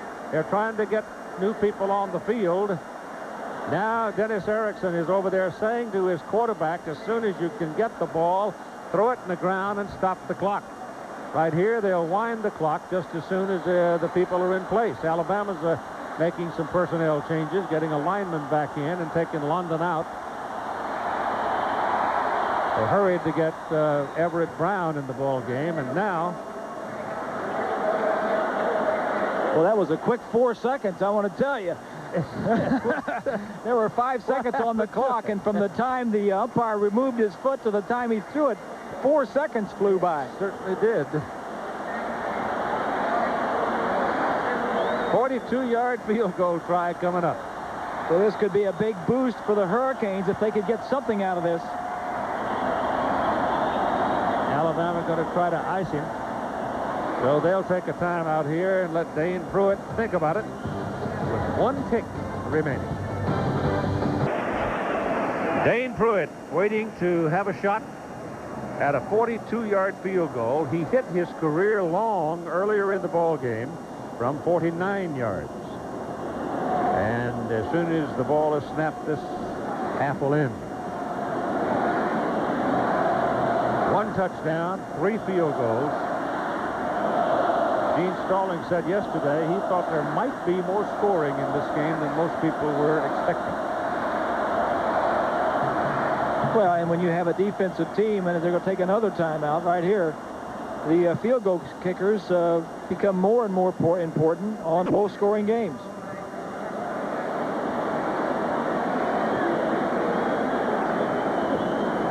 Pruitt walking around from a community.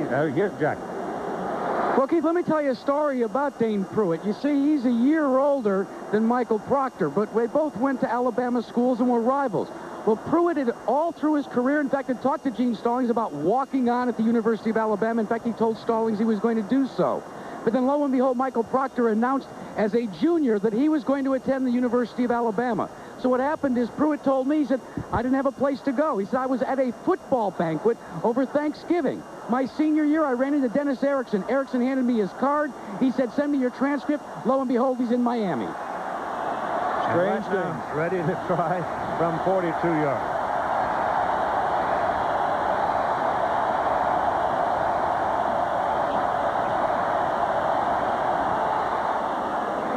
Pretty good looking kick. Down the highway. And at halftime, it's Alabama 13, Miami 6. And we'll be back with a halftime after this message and a word from our ABC station.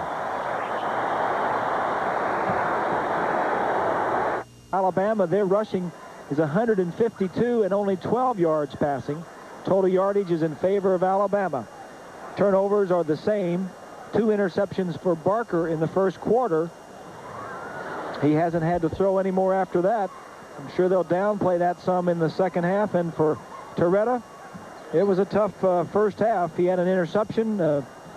And I'm sure that Dennis Erickson and Torretta and Rich Olson, the offensive quarterback coach, tried to get straightened out what the Alabama defense is doing, both in the defensive front and in the secondary. But the point is, only a touchdown and a conversion. 7 points separate the teams. That's one throw. So, it's at 10. You figure when you're playing a football team, when you get them down 10 points, and you learn that is the biggest deficit they've had the entire season, you know you're playing some pretty tough guys. And there is Gino sorting things out, and Alabama will have the ball first because they had won the toss and deferred, and so Miami will be kicking to them to start the second half of play.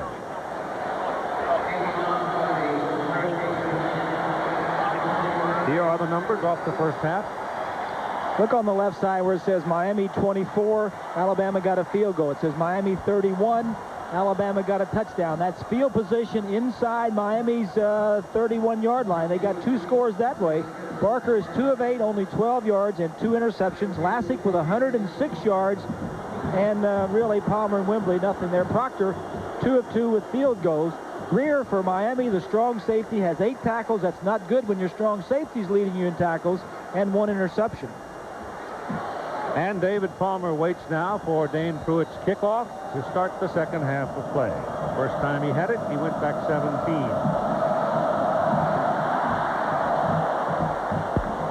This one goes to Williams. Sherman Williams. He can run too. Out to the 20 he comes. And taken down there. And Bass, number 49, among those involved in the tackle. And the Crimson Tide will go to work from the 20. This has been a tough ticket for a good long time when it became apparent that it would be this matchup of number 1 Miami and number 2 Alabama. We open with Lassick and Houston in the backfield behind Jay Barker. Wembley is number 32, and he's the wide man. They put Lassick in motion and throw on the first play. Set up a screen for Wembley on a wide receiver screen that works for about 5 yards. Jesse Armstead, number 1 linebacker, was over very quickly on the play. That's a safe pass, Keith. That is one of the 2 passes that he completed in the first half. We talked about the 2 defensive ends a little bit, about Patrick, number 86 for Miami, and Crine, number 91 on the other side. They really haven't done much. Patrick putting a little pressure. Of course, there's not much to do when a team doesn't throw a lot of passes and you're a defensive end and rush the passer a lot. Kevin Lee goes in motion for Alabama. Run it with Lassick over the right side on 2nd down and 5. And Michael Barrow is there for a tackle. Another one. He picks up a couple of yards, and he'll be looking at 3rd down and about 3. The defense of Miami, Keith, has to dominate this game, take charge of it. They have not controlled the line of scrimmage like they would have liked to.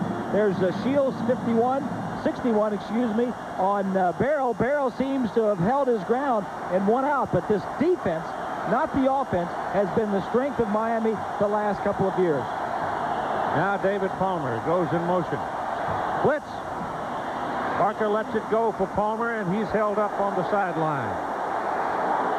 Crowd over there hooting for a call, but Good defensive play by White. He just blocked him into the boundary.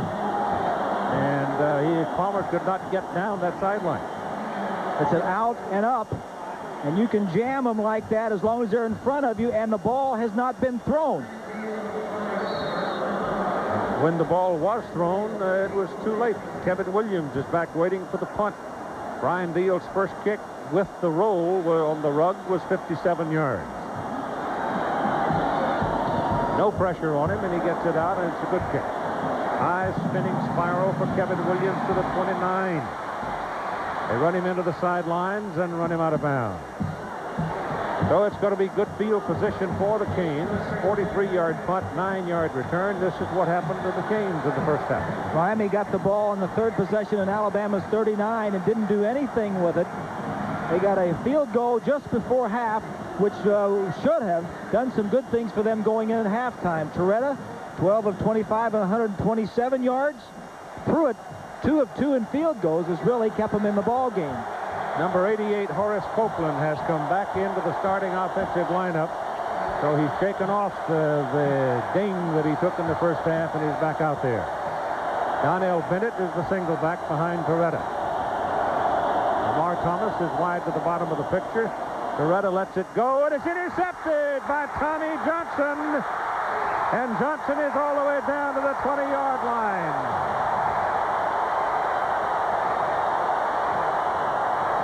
Tommy Johnson having a huge ball game tonight.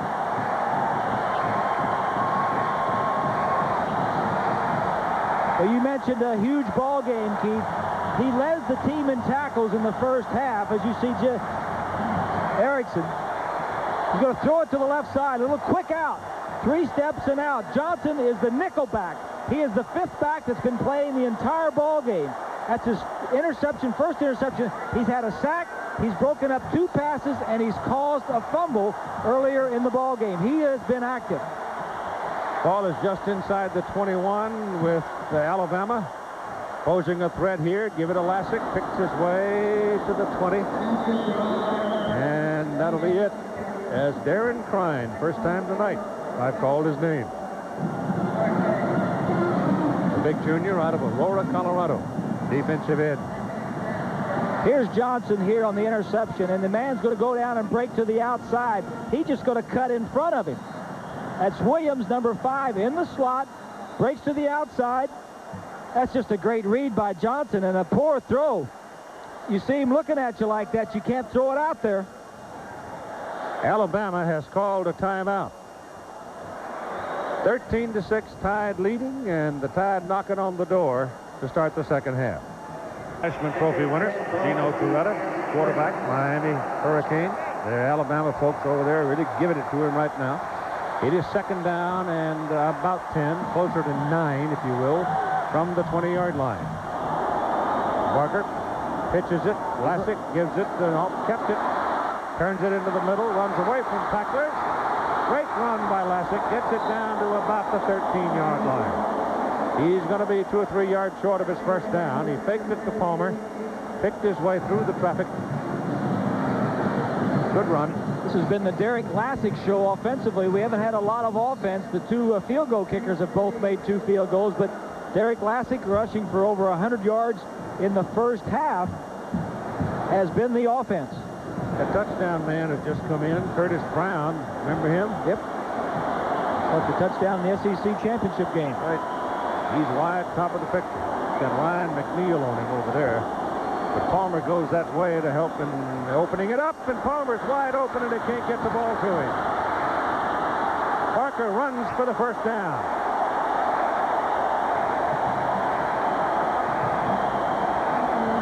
They mark him out at about the 4. It'll be first down and goal, Alabama.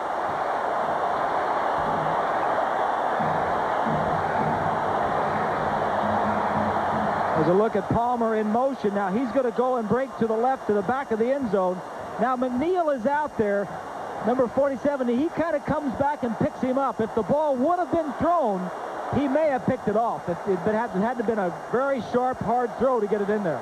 Yeah, but that was late. It could have been gone a good 2 seconds sooner.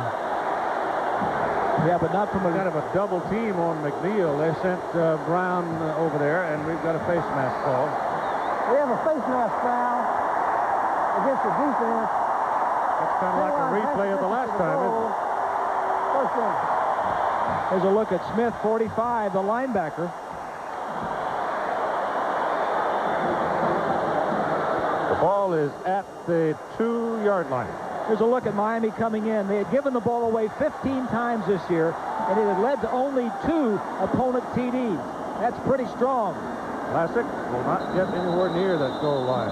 He is rolled up in a hurry with McNeil coming out of that corner position to lead the tacklers. He's a tough kid, isn't he? He really is. Keith, he's an All-American, as you mentioned. He runs the 40 and 4.4. He'll be high on the list when draft time comes up in the NFL this spring. Alabama trying to reverse that stat from the regular season. They lead in the ball game at the USF&G Sugar Bowl by a score of 13-6. Vlasic is out of there now, and Sherman Williams, who has scored Alabama's touchdown, is in. He's a speedster. Here goes Parker. Pursuit coming from the back. He can't get there. He's run down by Dexter Siegler. Siegler came around the corner and just simply outran Jay Barker to make the tackle short of the goal line. Number 34 is coming from the entire backside. You talk about the speed of Miami. Look at this cornerback, just runs him down from behind. It is 3rd down and goal from the 1, and Vlasic comes back. Oh, I tell you, that's like trying to climb a cactus to score against this Miami crowd, isn't it? I wouldn't be surprised to see a run to the left, because if they throw it, it'd be very tough to kick a field goal from that right hash. Vlasic. Touchdown.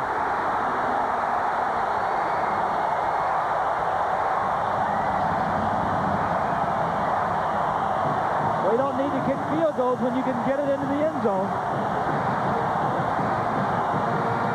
The Big Uglies on the right side gave him a crack. That's Stevenson and Patterson, Buskey the tight end. Siegler, 34, runs around the block. Good running by Vlasic, and really some shoddy tackling by the Hurricanes. Johnny Howard snaps it. Proctor's kick is up and good. Alabama has scored 14 points off Miami turnovers and leads 20-6.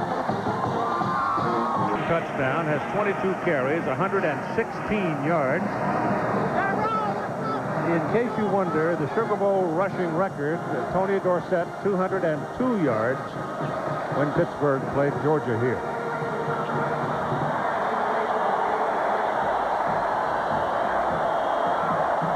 All the coaches, you ever ask them what's the key to this game, they'll always tell you turnovers, turning the ball over. A 20-6 lead as Alabama kicks off to Miami with Harris and Williams waiting. This will be Williams at the 7. Kevin searching around, finds enough daylight to get the ball out to about the 29-yard line. He's a tough little guy. Here are the scores of games earlier in the day. Tennessee was impressive. So was Notre Dame and Stanford and Georgia. Syracuse beat Colorado. Michigan finally won a Rose Bowl after being frustrated for so long. And Florida State is leading Nebraska in the 4th quarter by 20. Curry is back in the lineup. He missed that last series for Alabama. They worked on him some. He's picked up. He's back. Miami now going to work out of the shotgun from the 29. They're down by 14. And Toretta intercepted by Teague. George Teague to the end zone. Touchdown.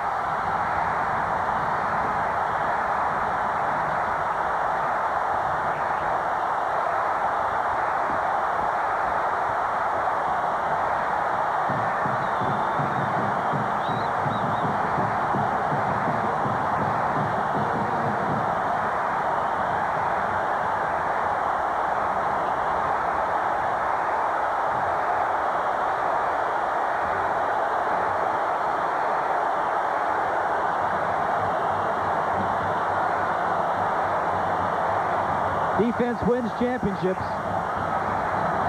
And Alabama's got the best defense in the country.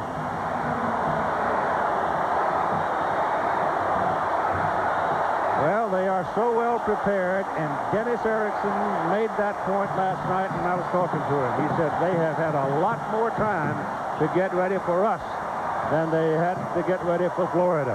Even though we learned something by looking at the Florida tape, we still know that they've had a lot of time to prepare, and it shows. Buckner's point is good. With 9:56 to play in the third quarter, it is now Alabama 27 and Miami 6.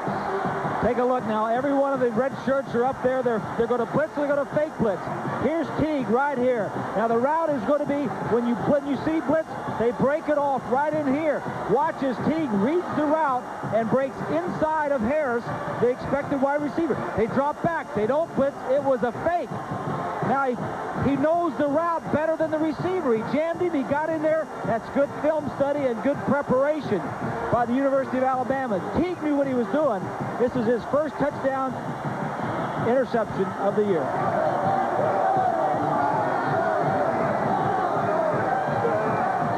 Third quarter, 27-6 now. Alabama leads Miami. Gino Torretta, 2 passes in this half, 2 interceptions, and 1 Alabama touchdown. 4 turnovers leading to a total of 21 Alabama points. And that last play by Teague covered 31 yards on the touchdown return. It's nothing new for Gene Stallings' group. They're 4th in the nation, as I mentioned earlier, in the turnover margin. They're now up to plus 21. Buckner will kick it off. Harris and Williams wait. Williams at the 2. Good block trying to get into the sideline, but the red shirts are swarming.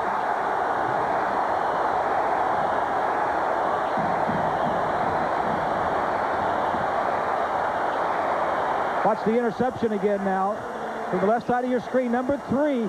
This is an interception for Torretta, but it's really the fault of the receiver because he didn't get in there where he was supposed to be.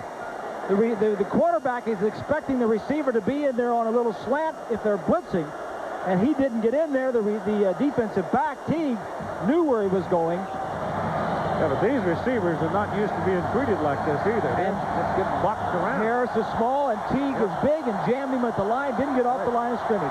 12-yard line, and it's Miami's worst starting position of the night for a possession. Hand the ball to Donnell Bennett, and they eat him up. I don't think he got back to the line of scrimmage. If you're a Hurricane now, especially if you got number 13 and your name is Torretta, your confidence has got to be a little bit down. You've thrown 3 interceptions, and things have not gone well. You're playing the top defense in the country, and this is a long uphill climb. You see Cristobal, the right tackle, is back in the ball game. It'll be second down and about 11. He did lose on that last play. Lemansky Hall is now right in the middle. That's his blitz. Passes away, penalty flag down. Lamar Thomas has got it. Lamar Thomas is on his way down the sideline. George Teague is after him and runs him down. Takes the ball. Takes the ball away from him. Teague's got the ball. And they tackle Teague back up to 12. But you got a penalty flag all the way back up here. At the 11-yard line at the other end of the field. Rogers Redding is talking with the official who threw it. They're walking down the field, and here's the call. Offside, and the offside is against Alabama. The offside is against Alabama. And so all of this flurry of excitement. George Teague is unbelievable. He can chase Lamar Thomas down from that far away. Teague is the man that just intercepted and ran the one in for a touchdown. Plays, the ball's coming back. Here's Rogers Redding. They'll take the play. They'll take the penalty. We have offside on the defense. 5-yard penalty. Replay second down. So Miami takes the play. Sure. Of course they take the penalty. But instead of Erickson having completion, way down, maybe a touchdown. This is a great throw here. Single coverage outside. Look at this throw. And look at Teague. Thomas is supposed to have some speed. And a great play by Teague, knowing he's behind him, knocked the ball out of his hands, and he takes it away from him. But Miami accepts the penalty. Offsides against Alabama. They keep the football, and this remarkable play by George Teague is firmly recorded for him to watch when he's 40. If they would have accepted they take the penalty because they don't want the play. The play obviously gives the ball over to Alabama. So put the football at the 16-yard line. Gene Stallings is man and horned again. Added 2nd down and 5.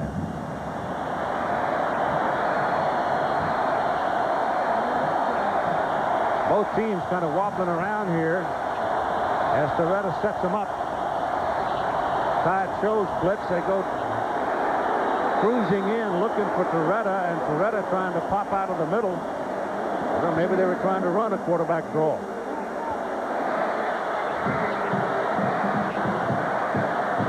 Let's go back to the previous play. See if there's an offsides, unless it's the man close down here at the bottom.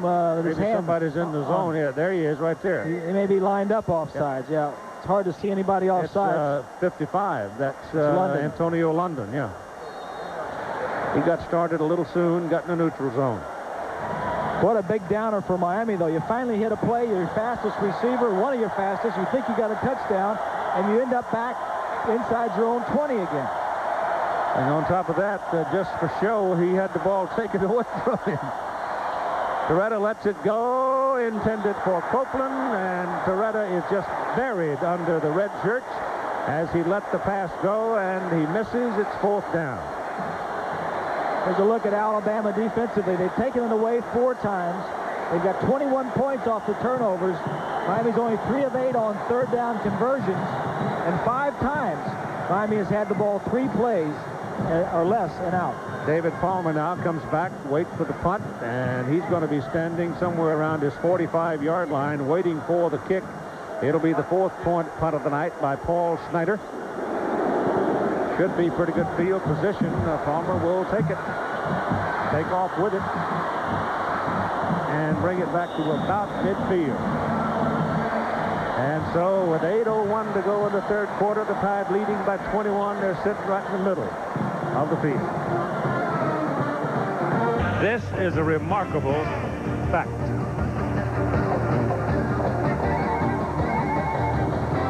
I have never heard of such a thing anyplace else.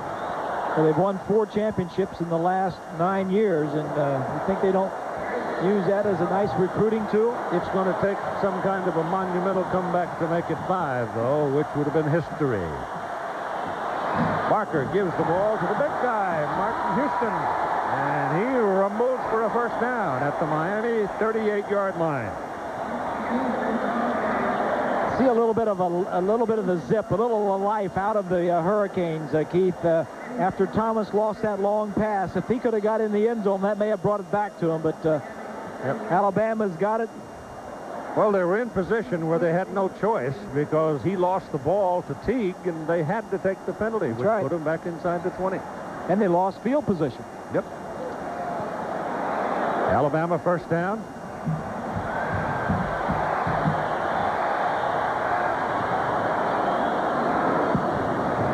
Williams taken down behind the line of scrimmage. Very good penetration by Darren Crine. That's the 2nd play that Darren has made in the 2nd half. The agony of Lamar Thomas. He knows full well how big that previous play was. He is the all-time career reception leader at the University of Miami. 144 catches, and 23 of those went for touchdowns. Here's another look. Toretta inside his 5-yard line. This could perhaps get Miami back in the ball game, at least give him a boost. This would put him down by only 14. He runs out of gas, gets caught by the defensive back. Derek Lassick carries the ball down to the 40. After the sack, you're looking at 3rd down And set. 13 yards, third down and 13. Vlasic with 118 yards. That's the most any player has had this year against the Hurricane defense.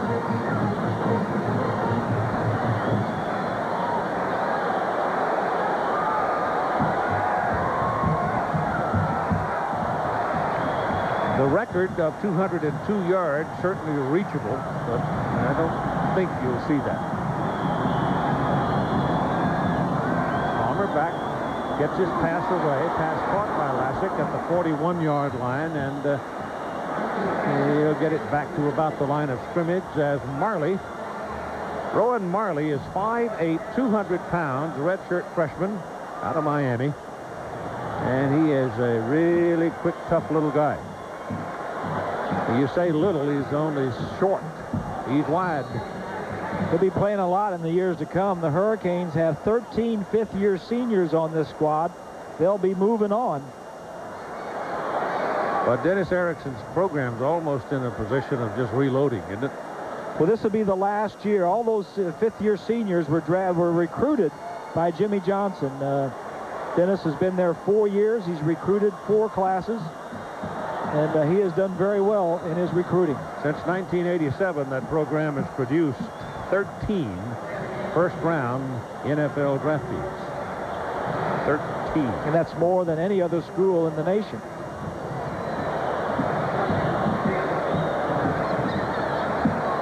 We have a dead ball foul. Delay of the game on the offense. Still 4th down. That won't bother them. It's only 5 yards, and they're in a punting posture anyway, so they back them up 5, and that'll just give Deal a little more room to angle the ball. Nobody back behind him. Late getting out there. Deal knocks it up in the air. Kevin Williams comes up and calls fair catch, and Alabama trying to get to the ball to mark it. We have a collision in the end zone, and Gaston is down. In fact, we got 2 of them down. Is that Buskey? Looks like it is Buskey, the starting tight end. He may have been the... number 83. Yeah. Well, he didn't snap. That's Buskey. They ran into each other trying to keep the ball in the field of play. You got a chance here that 2 very prominent players may have injured themselves. They were trying to get to the football to down it deep in Miami territory. Buskey and Gaston colliding. Gaston is up now, but Buskey is still down and inert. 83 is Buskey. He is the starting tight end.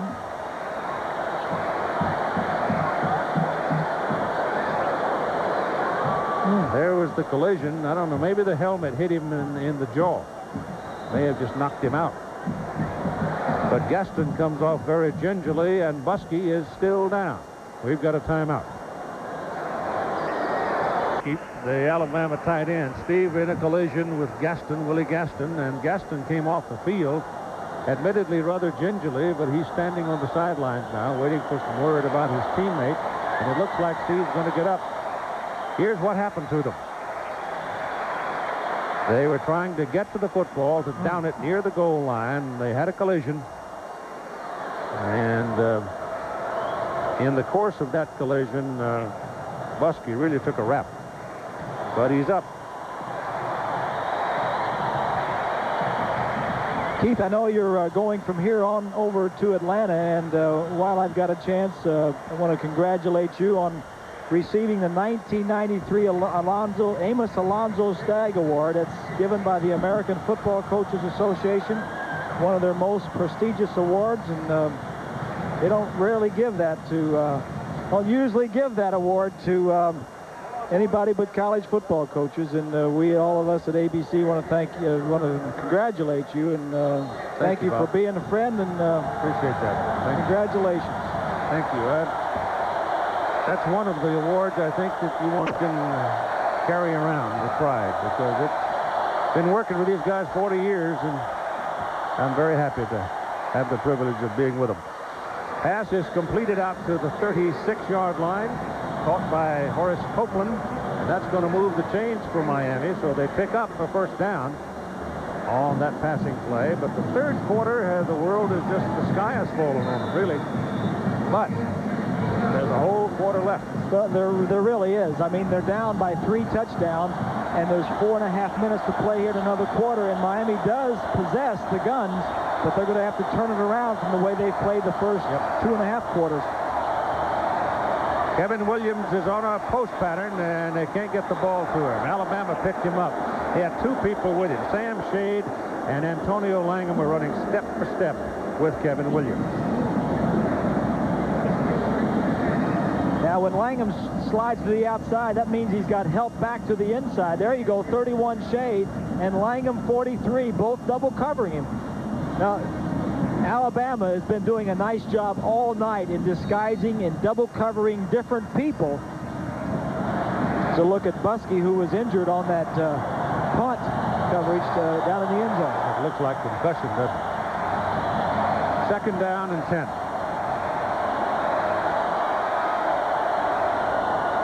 Heat coming, penalty flag thrown. Coleman Bell has the catch. And Bell is inside the 35 and finally wrestled down at the 30. And let's see about that penalty. That might be an offside.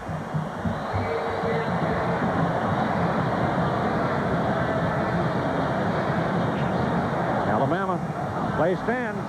Miami's on the Alabama 30.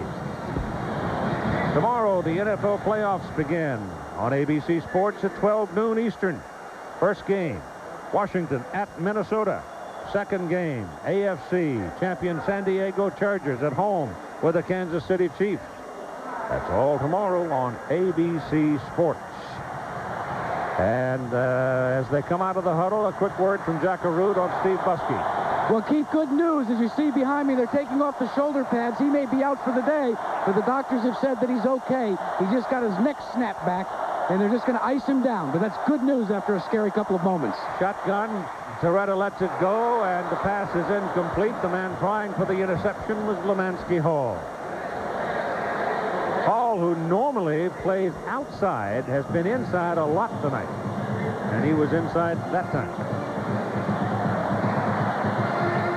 Second down and 10 coming up. Hall was a former defensive back, moved to linebacker. Hurricanes have won 29 straight. Their last loss was at Notre Dame. That record is in big-time jeopardy here tonight. Alabama will then hold the long winning streak. They came in with 22 in a row. Here they come. Right up the middle. Oh, my goodness. Eric Turner.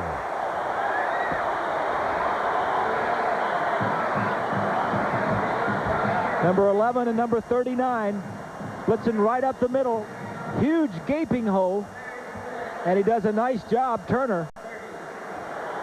Turner was fortunate to be at Alabama. He hurt his knee as a high school senior. He's a true freshman this year. Last year he hurt his knee, didn't play a lot, and it was only when another Alabama recruit went somewhere else that Turner was able to sign and come to the University of Alabama. Third down and 10 from the Alabama 30 for Miami. Lamar Thomas trying to come inside on that wide receiver screen, and Chris Donnelly will have none of it. The junior from Germantown, Tennessee, took him down. And the ball is at the 19-yard line. That is the deepest Miami penetration. Excuse me, at the 24-yard line. That is the deepest Miami penetration of the night. Remember, the 2 field goals now were 49 and 42. Big ones. It's 4th down and 4. You need touchdowns, not field goals here. Right. They're all up there. Here they come. Right up the middle again, and that pass is incomplete. There's a penalty flag. And who was it coming up the middle? Teague? I think it was Turner again. Turner? Okay. Same blitz. Same blitz. Worked. But I think somebody got there too soon. Teague is down, hurt on the field. That's George is back there around the 11-yard line. It's offside against Alabama. And this young man has been a mountain tonight for the Tide defense, and he's shaken up. Here again is what Toretta's looking at. Look at all 11 defensive backs up there on the line of scrimmage. He's going to try to get the ball down here, straight down the field. Now, some of the times they come with this, in a blitzing situation, and sometimes they drop back off. This time they're coming. Now watch the man down and the second man in from the right side. He's open, and Toretta tries to get him the ball, and it's underthrown. I think it may have been deflected or knocked down by Teague. Yeah. And that's where George got hurt.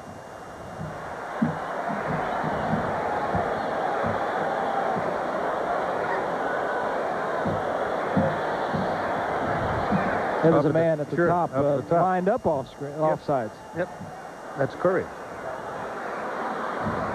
Teague has got an ankle problem, I think. At least that's what it looks like.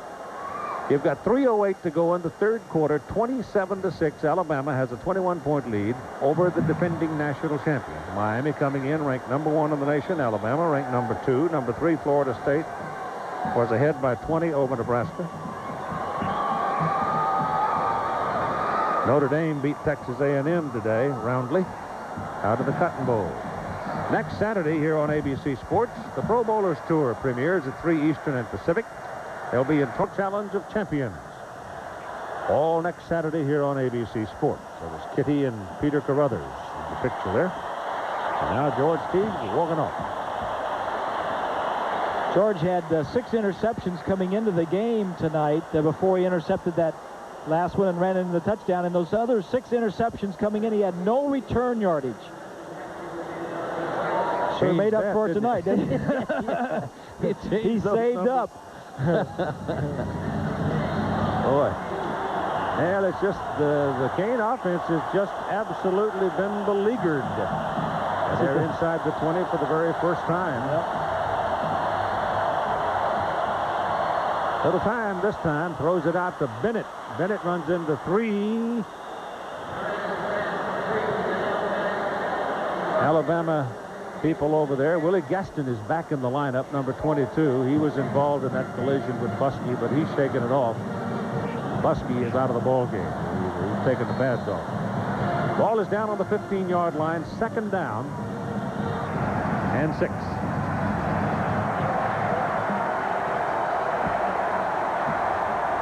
Look at that, 7 yards left. Doesn't mean much with all the turnovers that Miami has had. This is Bennett. Ran right through 2 tacklers and moved the ball down close to the 12-yard line. So it looked like they had him back behind the line of scrimmage. Mario Morris, he's was the starting inside linebacker tonight, replacing Michael Rogers, who was involved in a traffic accident over the holidays and couldn't play. There's Mario, sophomore from Decatur.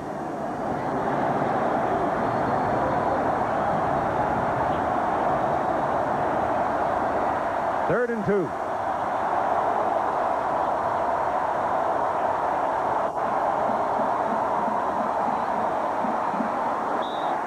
That's pretty good coverage, isn't it? You got to believe it is. Tommy Johnson, one more time, sitting on Kevin Williams. Second man in from the right side. Going to break to the outside right at us. And number 10, Tommy Johnson, who is the nickelback that's played all night, breaks up his 4th pass on the night. He has a sack, a quarterback sack, a forced fumble, and an interception. Pretty busy young man. 4th down.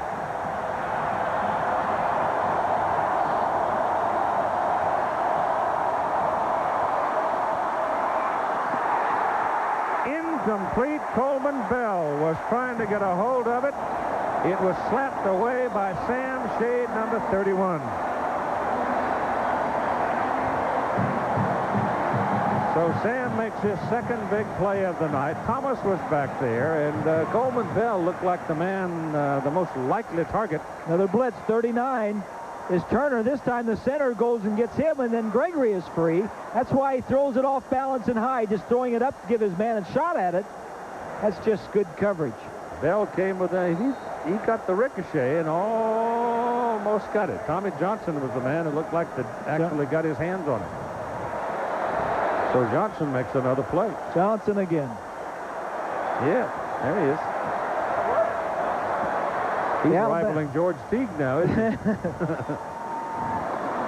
Palmer on a reverse. Runs past Darren Smith and will the first down. He just outran Smith. That may be the only time this year that anybody has outrun Darren Smith coming around the corner.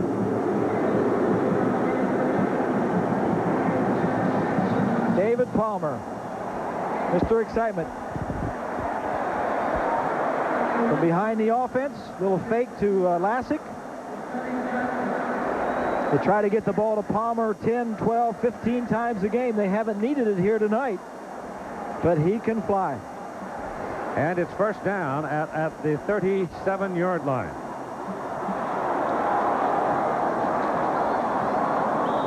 Tripped. Lassick carrying the ball. Never got really started on the play. And will lose a yard or so as we wind down to the end of the third quarter. 1 minute and 15 seconds to go. 27-6. Alabama ahead by 21. There's a look. David Palmer, what he's done tonight, he's rushed for 26. He's only had 6 yards receiving. They have not had to throw it. 37 on kickoff returns. The one punt return set up a field goal. Glenn Milburn, who plays a similar role for Stanford. He had a big ball game today, too. This is Lassick picking his way back to about the line of scrimmage before Darren Crine puts him down. And we go inside a minute to go in the third quarter. And the big crowd in the Superdome is kind of quiet right now. Alabama leads by 21. We get word on George Teague that it was just a cramp, a leg cramp. And he should be able to return. I think they might like to just let the clock wind on down here. There'll be one more snap. No reason to hurry when you lead by 21 after 3. Barker's going to put it up. The pass intended for Wembley is incomplete. He's squawking about it, but gets no call. Clock shows 2 seconds remaining in the third quarter. So now they'll punt. Number 69, Stevenson, a right guard for Alabama, is coming off the field very tenderly, limping on the right leg. That's Kevin Williams. There's Stevenson right there.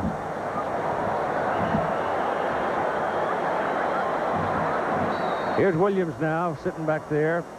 Brian Deal looks for the snap just inside his own 30. Deal pops it out of there and gets a lot of air under it and runs Williams all the way back to the 17-yard line. Finally gets a little bit of help on the corner. And I'll tell you what, that's pretty good coverage of a punt. The quarter is over. After 3, 27-6. We'll be back after this message and a word from our ABC station.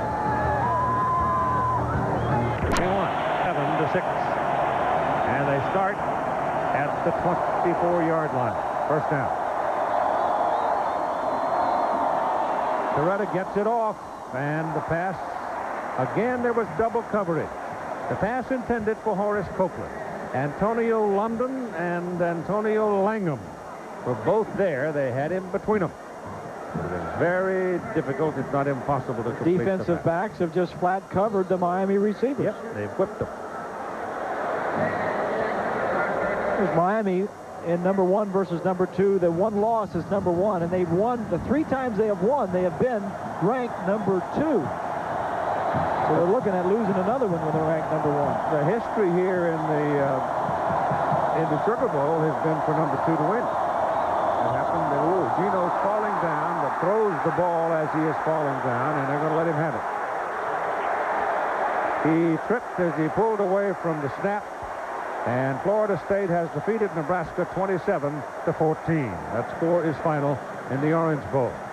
After this game, there'll be only one of the bowl games left. That'll be the Peach Bowl in Atlanta.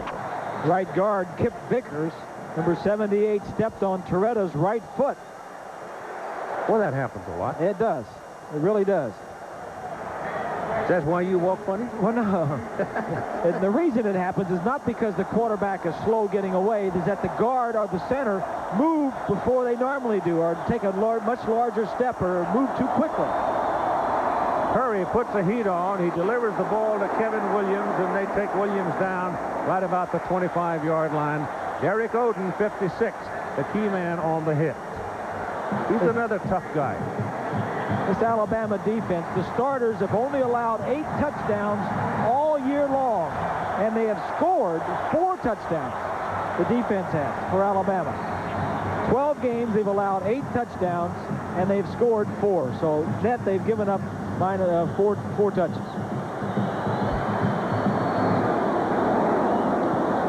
Kick is out of there by Snyder. Palmer's got it at the 37, tries to puck between two, and can't do it, and goes down at the 40. You know, as we look at the third quarter numbers here and the domination by Alabama, that people are going to start asking the question, Bob, is this one of the great defensive teams of all time? Well, it certainly is one of the best that I've seen in a long time. But you're better judging in that than I have. You've been around this for 40 years. Yeah, but you go back to the times when they played the one platoon. Yeah. There were some great defensive teams back then. It's tough to compare teams in different eras. The rules change. Yep. Can't do it.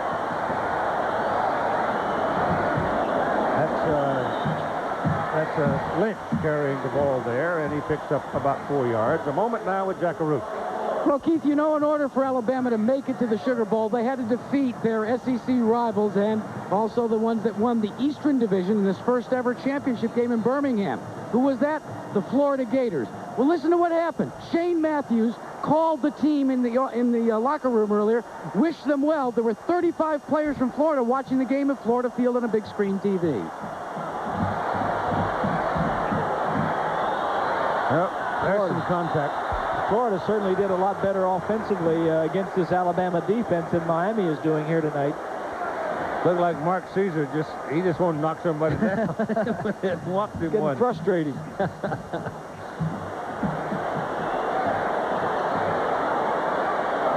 have a dead ball foul. False start. False start. On the offense. Caesar within his rights to do what he did. And Thebes is really hot.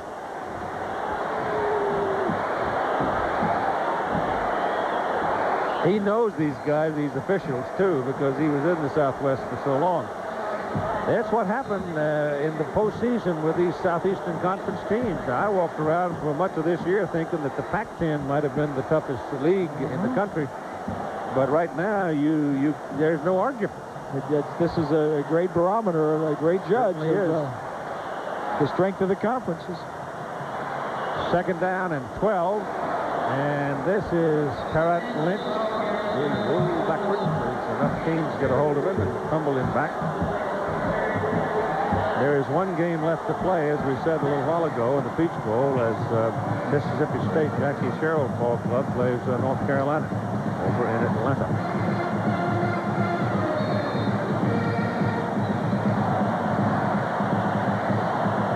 The series goes back a ways. A lot of those victories were in the 70s when Alabama was dominating. I think they only played one time.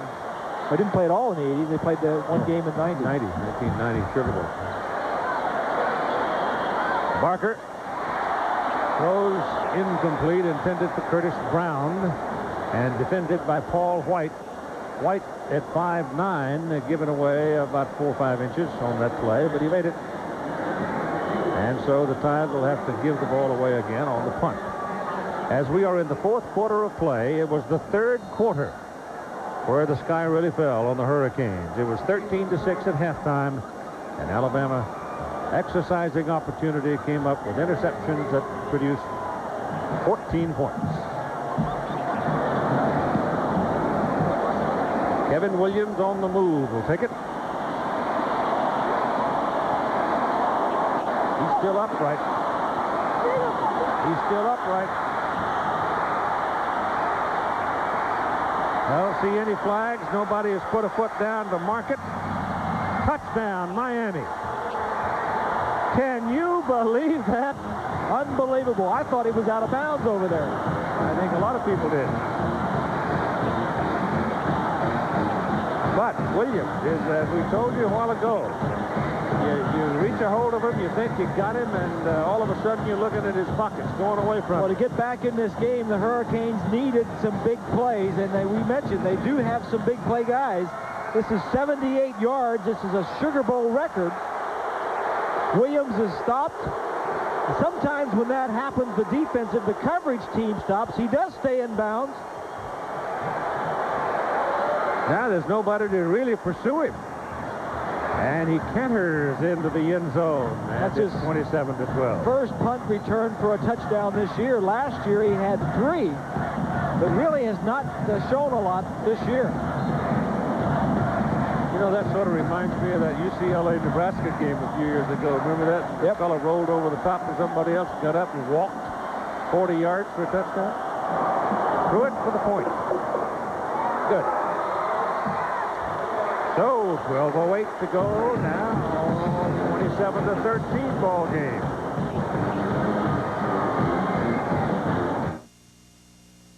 Tell you, Miami will kick off. It's the first Sugar Bowl touchdown off a punt return in 21 years. Last man to do it was Tim Wiley of the Oklahoma Sooners. David Burnson catching that out of the history book. Well, Alabama smells onside here. They've got DBs and receivers up. It's Kevin Williams up there on the kickoff team, too, Keith. Yep. He's the safety valve. Kick it away. Palmer circles at the 5.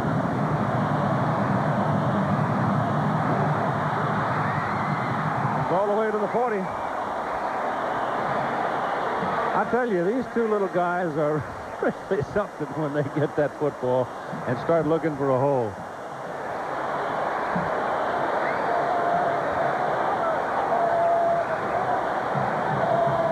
Right side of your screen on the bottom there is Sonny Lubick. He is the defensive coordinator for the Hurricanes, has been for the last 4 years, and Sonny is moving on to be the head coach of at Colorado State. Well, he was out there as an assistant. Yes, he was. Going Yes, back. he was. You know, likes that lifestyle. Yep. Tommy Tuberville is going to move up and replace him as the defensive coordinator. Uh-huh. I have to talk to Tommy about that big loop and slice he hit across 2 fairways. Here comes Palmer around the corner, and Michael Barrow is waiting for him and puts him on the ground. Back there were 2 Canes staying at home, Dexter Siegler, the boundary cornerback, as well as Barrow. Michael Barrow is playing in his 36th straight start. He is playing in his last game also as a Hurricane. He's their leading tackler and is their inspirational leader. Well, it was his 11th tackle on the night. It's 2nd down and 14. If they hold them right here, Bob, or get a break right here and get another quick touchdown, it'll quicken the pulse a bit, won't it? Just can't have a turnover. Fake reverse. Lassick kept it. Picks his way through the crowd. Big play to midfield. Close to a first down. Actually, if you're Alabama now, Keith, you don't need more points. What you'd really like to do is a drive, maybe 10, 12, 15 plays, and take some time off the clock. And if you do get some points at the end of it, that'd be great. I tell you, that may be a very big play right here, because if on 2nd down and 14, he got him off the hook, got him into a position where they know at least it's 3rd and 1. And now they can take at least 4 more snaps. Boy, that's a big play. It's a lot of time off the clock. While they bring the chains in, we'll tell you it's a crowd of 76,789. Just a little short.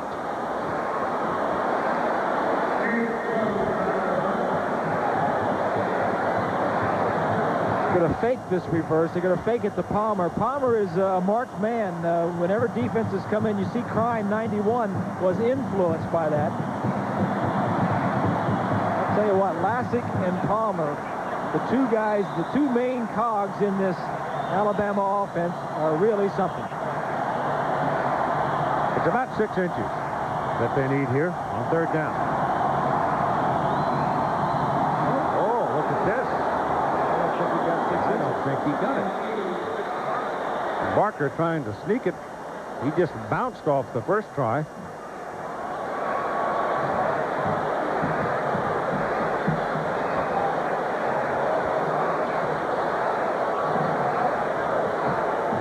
Armstead was the guy in the bottom. Lopez was in there too, number 71 for the Hurricanes. But, you know, how do you... One of the linesmen on the side puts his foot down somewhere, and there's no way to get an accurate read, but this is just all part of the game.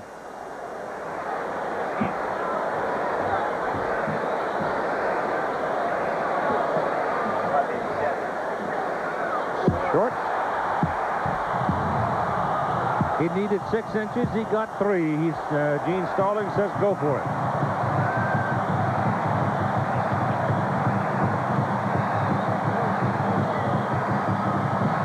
Got to think of Bear Bryant right here. You know, he talks so much like Bear Bryant. This offense, this whole team is very similar. But Bryant would have, Keith, and you knew him a lot better than anybody else probably, or more like most people. Strong defense and a strong running game. Oh, he got it, but not by a whole bunch. Martin Houston, the bulk of the big fullback, is good for the first down.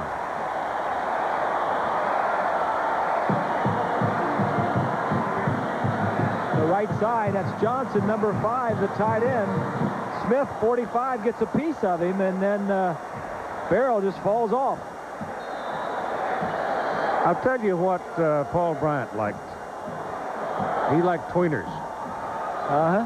You mean guys that were not All-Americans out of high school, but guys who could play, and guys that were coachable, and people that would spend what they had and give him what they could afford. And well, here's one right here in Jay Barker. Yes, sir. He is a hard worker. A lot of them out there. Yep. This is Lassick. Well, I'm not so sure that he had pretty good numbers coming out of Haverstraw, New York, but he was not a world beater. Otherwise, he'd never been able to get south. Somebody would have roped him in, but he shows up, and he's had a terrific senior year. Barrow fighting off the block of Shields, the center, gets a part of it, as does Greer. Time remaining in the ball game, 9 minutes and 40 seconds, 27-13.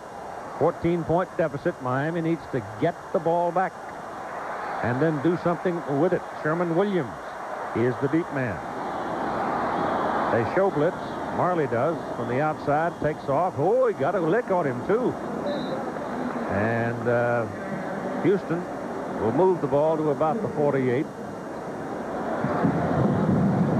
You can see Marley almost jumped. He got backed out of that neutral zone and then went after him and got him before he got to the line of scrimmage. Now Palmer and Brown will check into the lineup for Alabama.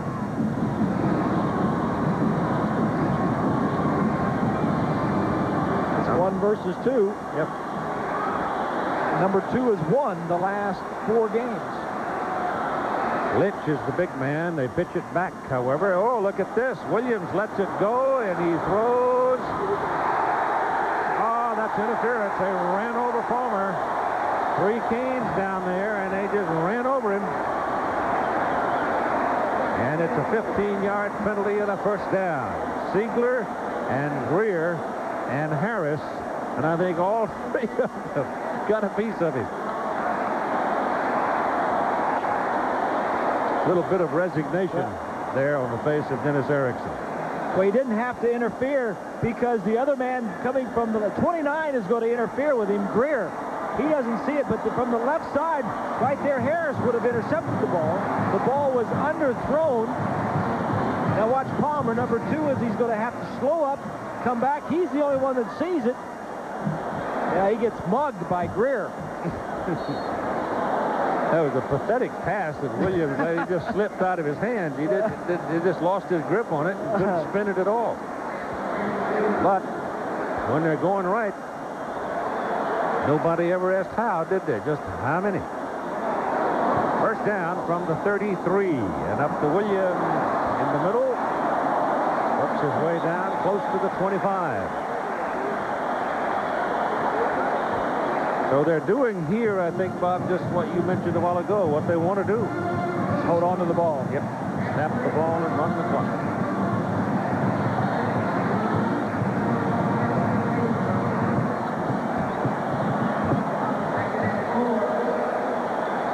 Pretty quiet over there on the side where the white shirts are resting. Alabama has rushed for 234 yards. That's an average of 4.5 per carry. Those yardage is more than Miami has given up all year. Timeout. 7:58 to play in the ball game. 14-point lead, Alabama. Both Visa and American Express. Full tide, and those of you in New Orleans who think you won't be hearing it into the wee hours of the morning, you better be getting on the train and going somewhere else, because these folks are going to have a party. 29 consecutive wins coming in here, so the last time they lost a game was October 20, 1990 at Notre Dame. And so some of these young people from Miami don't know the shock of losing a ball game. Williams carries there and rolls out of bounds to kill the clock. So they'll be looking at short coming up here. Talk about the players of Miami. What about the coach? The coach has only lost 3 games in the 4 years that he's been at the university. Erickson is 44-3. Coming into the game tonight, he's won 2 titles in 3 years. Gene Stallings, on the other hand, only has lost 6 games in his 3 years. He's 30-6. Yeah, but both of them have been seasoned. Oh, yes. Third and short. Third and about a yard and up the middle. So Houston keeps on pounding and gets the first down at about the 20-yard line. Well, you went through it with the Miami Dolphins. You guys won that championship 17-0. It must have been a shock, even at an advanced it is. You just can't believe you're ever going to lose, Keith. And the Hurricanes this year pulled some games out that were very close, but eventually you have to lose. And the next year we came back and went 15-2 and were probably stronger than we were the year before and won another championship. So Miami's going to lose a lot of players, as I mentioned. They've got 13 fifth-year seniors on that ball club, but they've got a lot of young players to step up. First down, Alabama, down at the Miami 20, leading 27-13, and 7:20 to play in the ball game. And up the middle goes Lynch. Inside the 5, first and goal Tide. And they're starting to dance in Opp and Eastaboga and Coleman and Montgomery. Just poor tackling and good running, good blocking by Alabama. Houston doesn't get a chance to carry the ball much. 6 is Harris, the free safety. He misses. And Alabama has had it their way. Lynch, excuse me. He's only a sophomore. He's got some time left to grow. Ball just inside the 5, first and goal. And time call by Rogers Redding, charge to Alabama with 6:56 to play in the ball game.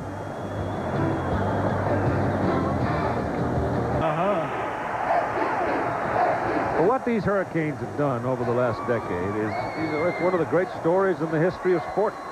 I don't care what your sport is. And they're taking a licking tonight, but Well, they've been in the top 3 of the final AP polls 7 straight years. Yep. This is Williams. And Bass grabs a hold of it and rides him out of bounds at about the line of scrimmage. Michigan won today in the Rose Bowl, getting by Washington. Terrific game. The Wolverines have now won 730 games, more than anybody else. Notre Dame has 711. And if Alabama holds on and wins here tonight, then Alabama and Texas will be tied for 3rd with 682 wins. So that tells you something about what's been going on at Tuscaloosa all through this century.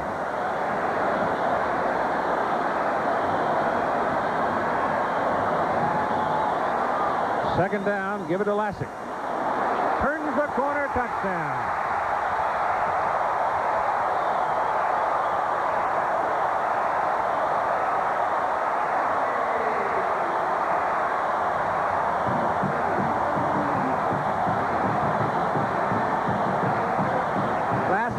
the touchdown, but it's Hammond and Wilson and Johnson and Magnum up front, the guys doing the blocking, and Lynch, 45, the fullback.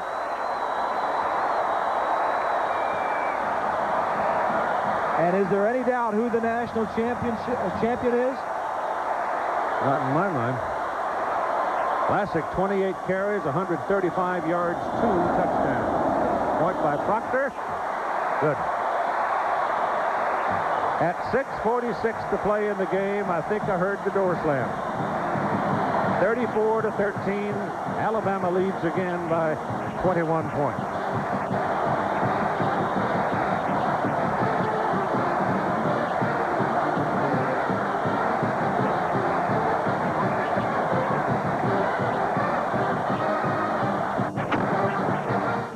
The Alabama scoring drive reflected there.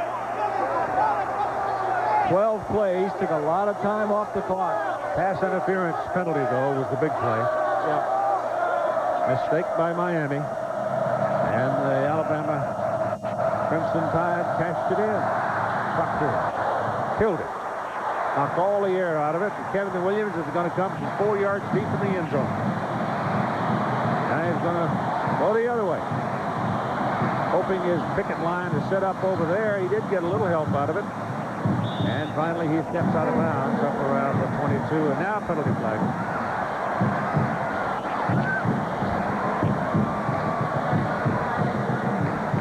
Alabama man was knocked down. And you got a personal foul going to be called against Miami. Number 40 took a lick. And Mickey Kahn is leaving the field.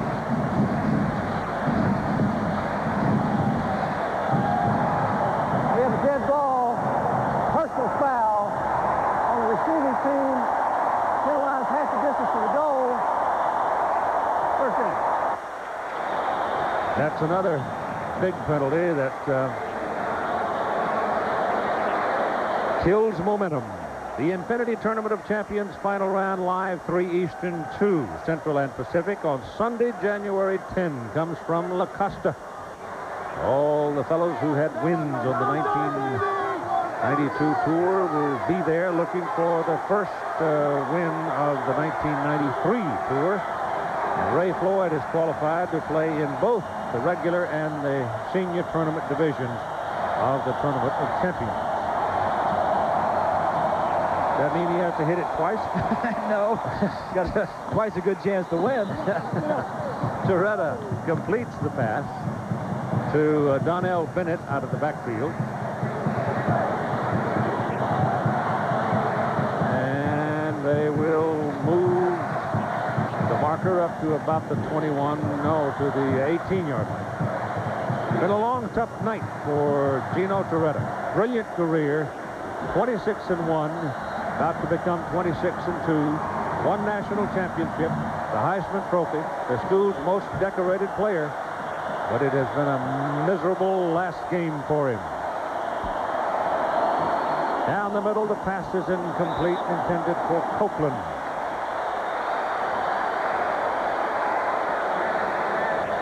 Clock shows 6:24 to play in the ball game. Well, you're right about Gino. It's been a tough career. But not for that man right there. Stallings has come in and really turned this program around, and he is a big admirer of Bear Bryant. You know what?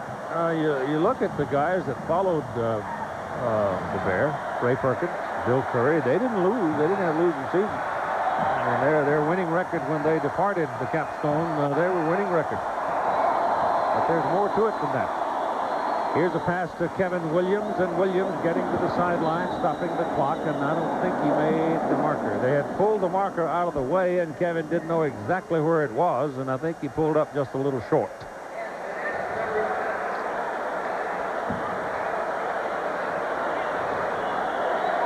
Well, they'll bring the chain all the way across the field. So let's summarize for you as to what's happened. There have been 4 Miami turnovers that have led to 21 Alabama points.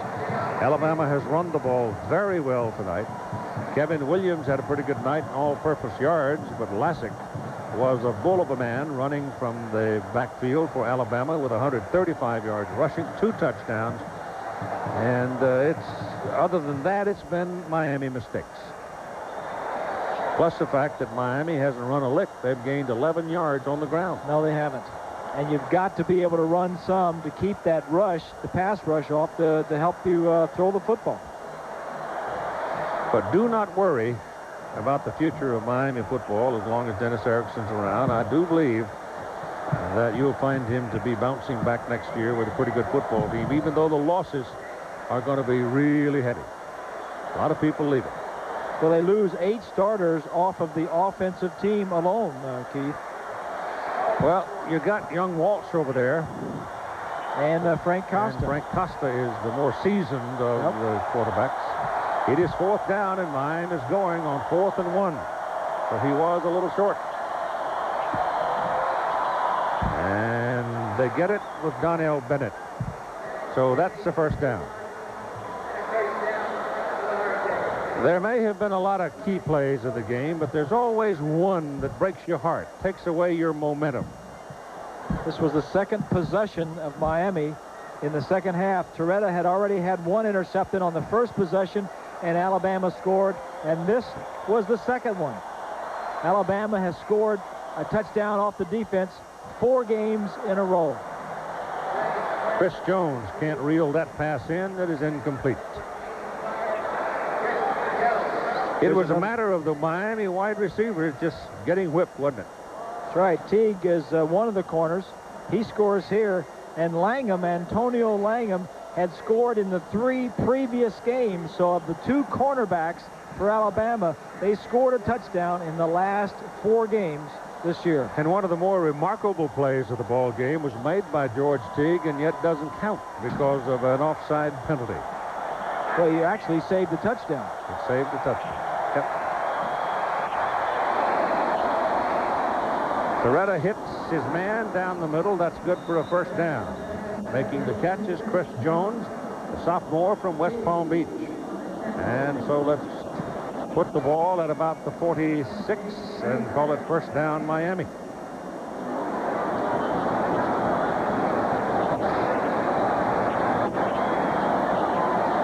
.51 remaining, 21-point lead, 34-13. Torretta throws the ball into the ground to kill the clock. As far as Alabama's concerned, they lose Teague, but Langham, Antonio Langham is back. They lose Copeland and Curry and Antonio London, but Romansky Hall is back, Sam Shade is back, Nunley is back, Lockett. They'll have some guys to work with defensively. And Miami gets Rusty Medeiros back. He just got another year of eligibility. Yes, he did. He's out here yesterday running. ACL reconstruction and out running already. They look good, too. Lamar Thomas jumps out of bounds quickly, picks up about 5 on that play. Here's that play I was talking about a moment ago that Teague made. The pass was complete to Lamar Thomas here, and it looked like for all the world that he was on his way to a touchdown. And it would have been a very dramatic touchdown for Miami to mount a comeback on. But look at this. Teague runs him down. Thomas is one of the fastest guys on the Miami roster. Not only does he run him down, but he has the presence of mind to try to knock the ball loose, and he didn't knock it loose. He just stole it. But the play was nullified by an offside penalty. And on top of this pile of humanity down there is big old 94. John Copeland.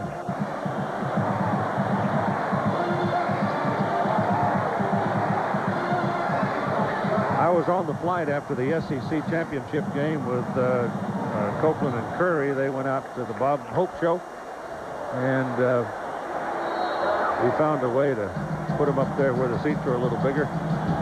Dallas to Los Angeles, and I think they ate everything. Well, they're roommates, Curry and Copeland. They have 39 career sacks between them. And Torretta lets it fly. Kevin Williams cannot run it down.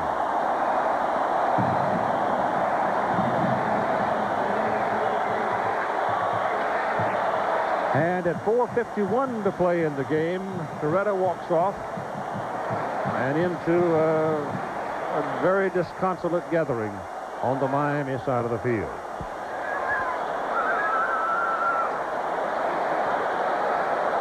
Ruth Ann Stallings, John Mark to the left there. Daughters, nice, close, lovely family. John Mark was the subject of a feature some time ago, one with Down syndrome. Loved by everybody who's known him. Brian Bergdorf checks in as the new quarterback and the principal backup to Jay Barker, and timeout at 4:51 to play in the game. When you rent from 9 and 83, 2 beat 1 in both instances, and it's going to happen here for a third time. Those were not, as you would want to say, consensus. Those were AP polls. That's the one we've used this year. Carrying the ball is Chris Anderson, and Anderson's put down by Darren Smith. But Alabama's going to finish this season with 13 wins. That's the most ever in a single season for the university. They have won 10 or more football games 22 times in a single season. No other school has had that many 10-win seasons. They have won 20 Southeastern Conference championships. And it's kind of like that old-timer said when he called me the other day, that we weren't too bad back in the teens and 20s and 30s. Some people have said this year that Alabama had a soft schedule. And looking at it, 5 of their 12 opponents up until this game had only 5 of 12 had winning records. But as it went on, it looked like we're getting something ready here for Coach Stallings. As it went on, they beat the best that the SEC had to offer. And the SEC is undefeated in postseason play. Yes, they are. 5-0 so far. And look like they may be headed 6-0 if Mississippi State handles North Carolina. Bergdorf's an option man. And pretty quick, comes out of Cedartown, Georgia. And he's pretty close to a first down with that play. Yes, they have mixed the brew now for the coach. I hope he wore an elderly coat.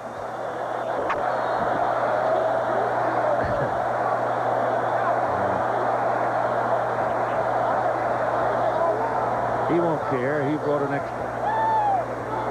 Clock moves inside of 3 minutes now, and number 19 there is a freshman quarterback, if you're wondering.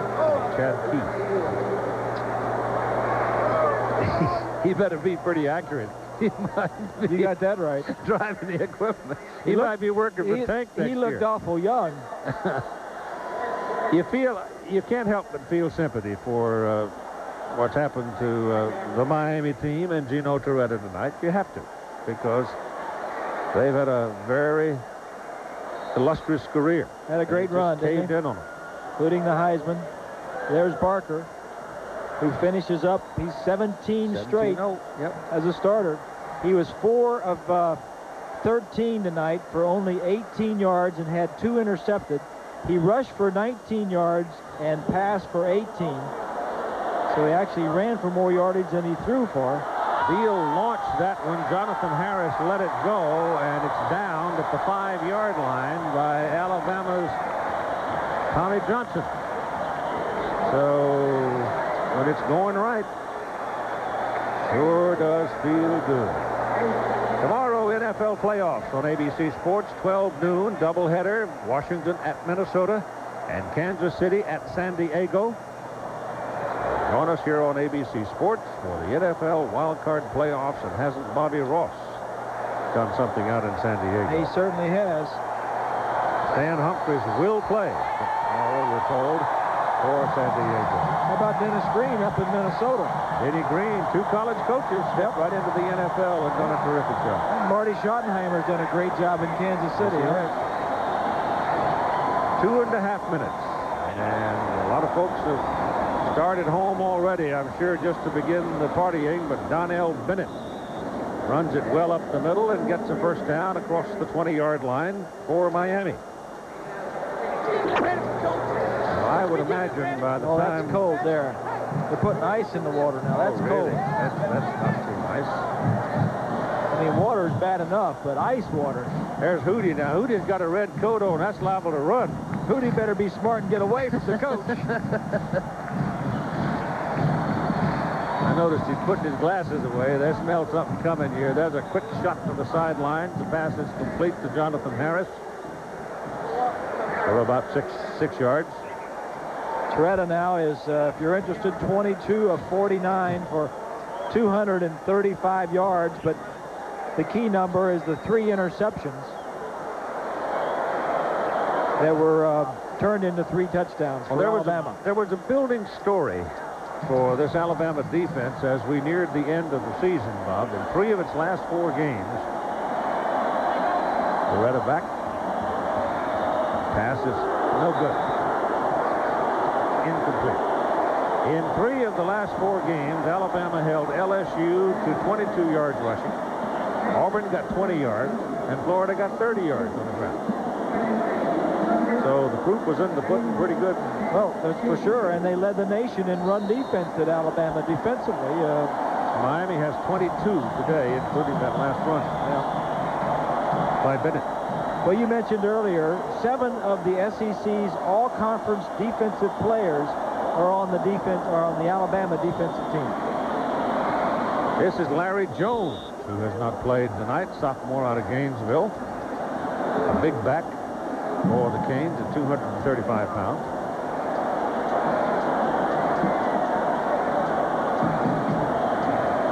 And so the young people are going to have to step up now and be counted actually on both teams come next season. But for all intents and purposes, it looks like the national championship belongs to the Alabama Crimson Tide. Toretta lets it go. Lamar Thomas on the run, can't pull it down. Pass is incomplete. Executive producer of ABC Sports is Jack O'Hara. Coordinating producer of ABC's College Football, Bob Goodrich, who produced today's game. He was directed by Larry Cam. Good job, Larry. Technical director Gary Larkins, always good job, Gary. Associate producer for College Football, Jim Ressler. Associate director David Kiviat. Production manager Arthur Budagian. Technical operations managers Mark Smith and Hal Schmitz. Assistants to the producers Steve Shunk and Paula Coker. Our statistician Dave Burnson. Our spotter Todd Barry. They run the ball with Bennett. No, not Bennett. Jones. And Jones with fresh legs moving it up near midfield. Our computer stats, Mark Demento. He's got to go to cold Minnesota tomorrow. And our booth coordinator, Paula DeBleek, who goes to cold Minnesota and calls it home. And our sideline coordinator, Dick Shepard. Great job, guys and gals.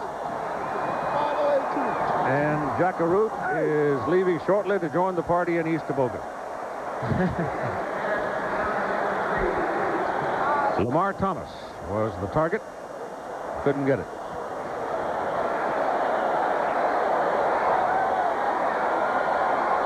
In case you don't know, the Talladega racetrack's over there in East Toboggan. And maybe, arguably, the best chicken fried steak in the world. Been over there, huh? Yes, I have. There's the disappointment on the face of the young men of Miami.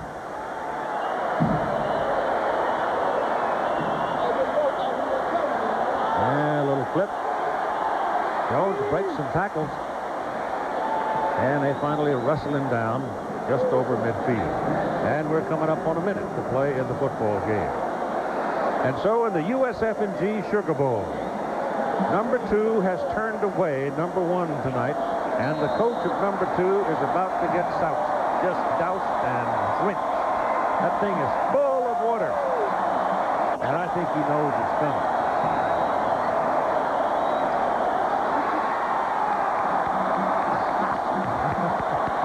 Oh, it's a shock.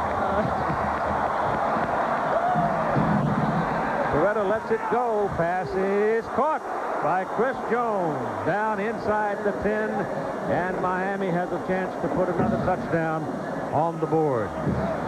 But the frivolity has started on the Alabama side. The celebration has begun. I don't think that Alabama's going to really care a whole lot whether or not Miami puts it in the end zone here. Well, Alabama's defense has not been scored on tonight. The one touchdown Miami did have, it was on a punt return. Let's see, who do you put by? Did you put the big guys back in? No. Some are in there. Langham is in. I see Johnson in. Yeah, a lot of them are back in there. Copeland and Curry are not. This is Larry Jones.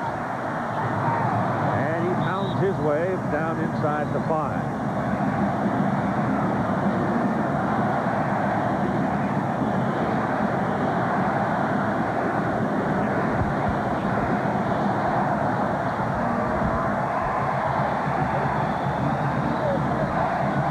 Valuable player has been named by the media.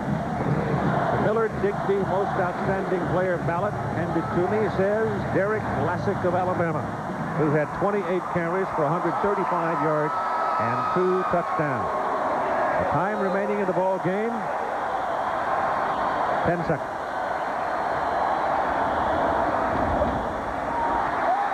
Pass is incomplete.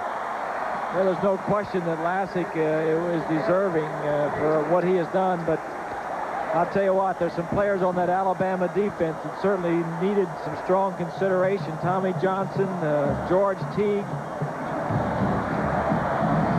Ruthie just can't. She's a nice lady. She sure is. Yeah, you can finally raise that finger and say we're number 1.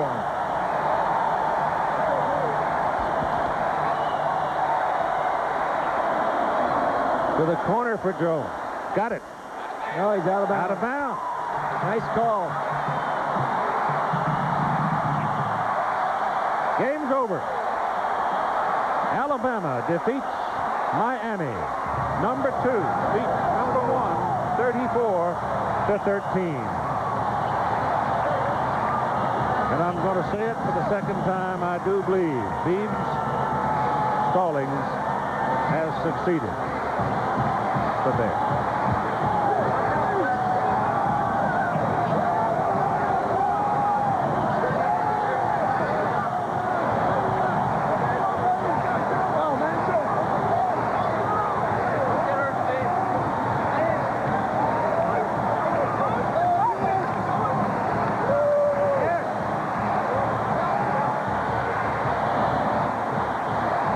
Jackaroo with a man who was very prominent in tonight's ball game, George Teague. Well, George, first of all, even though it was called back for an offsides, describe how you made that great steal from Thomas. Oh, wow. It was very exciting. I thought he was going to score. I had to pick it up a little bit. I was fortunate enough to get my hand in, rip it out, and hold on to it and try to run. And then the key play of the game, absolutely. Take us through the interception. Oh, I've been dreaming of one of those for about 4 years now. Gino, he just happened to throw it right to me. They had nobody in front of me. Went in for a score. You know, all year you had to read in the polls, Miami number 1, Miami number 1. There was one guy in Arizona said that Alabama was number 1. How sweet is this victory tonight? I'll tell you what, it's so sweet. If I have 5 pounds of sugar, I can take it all in right now. I think that says it all, Keith. Well, they didn't stumble into it. They didn't back into it. They just whipped Miami 34-13. Keith Jackson, Bob Greasy, Jackaroo, we hope you enjoyed it. We wish all of you a happy and prosperous and healthy New Year.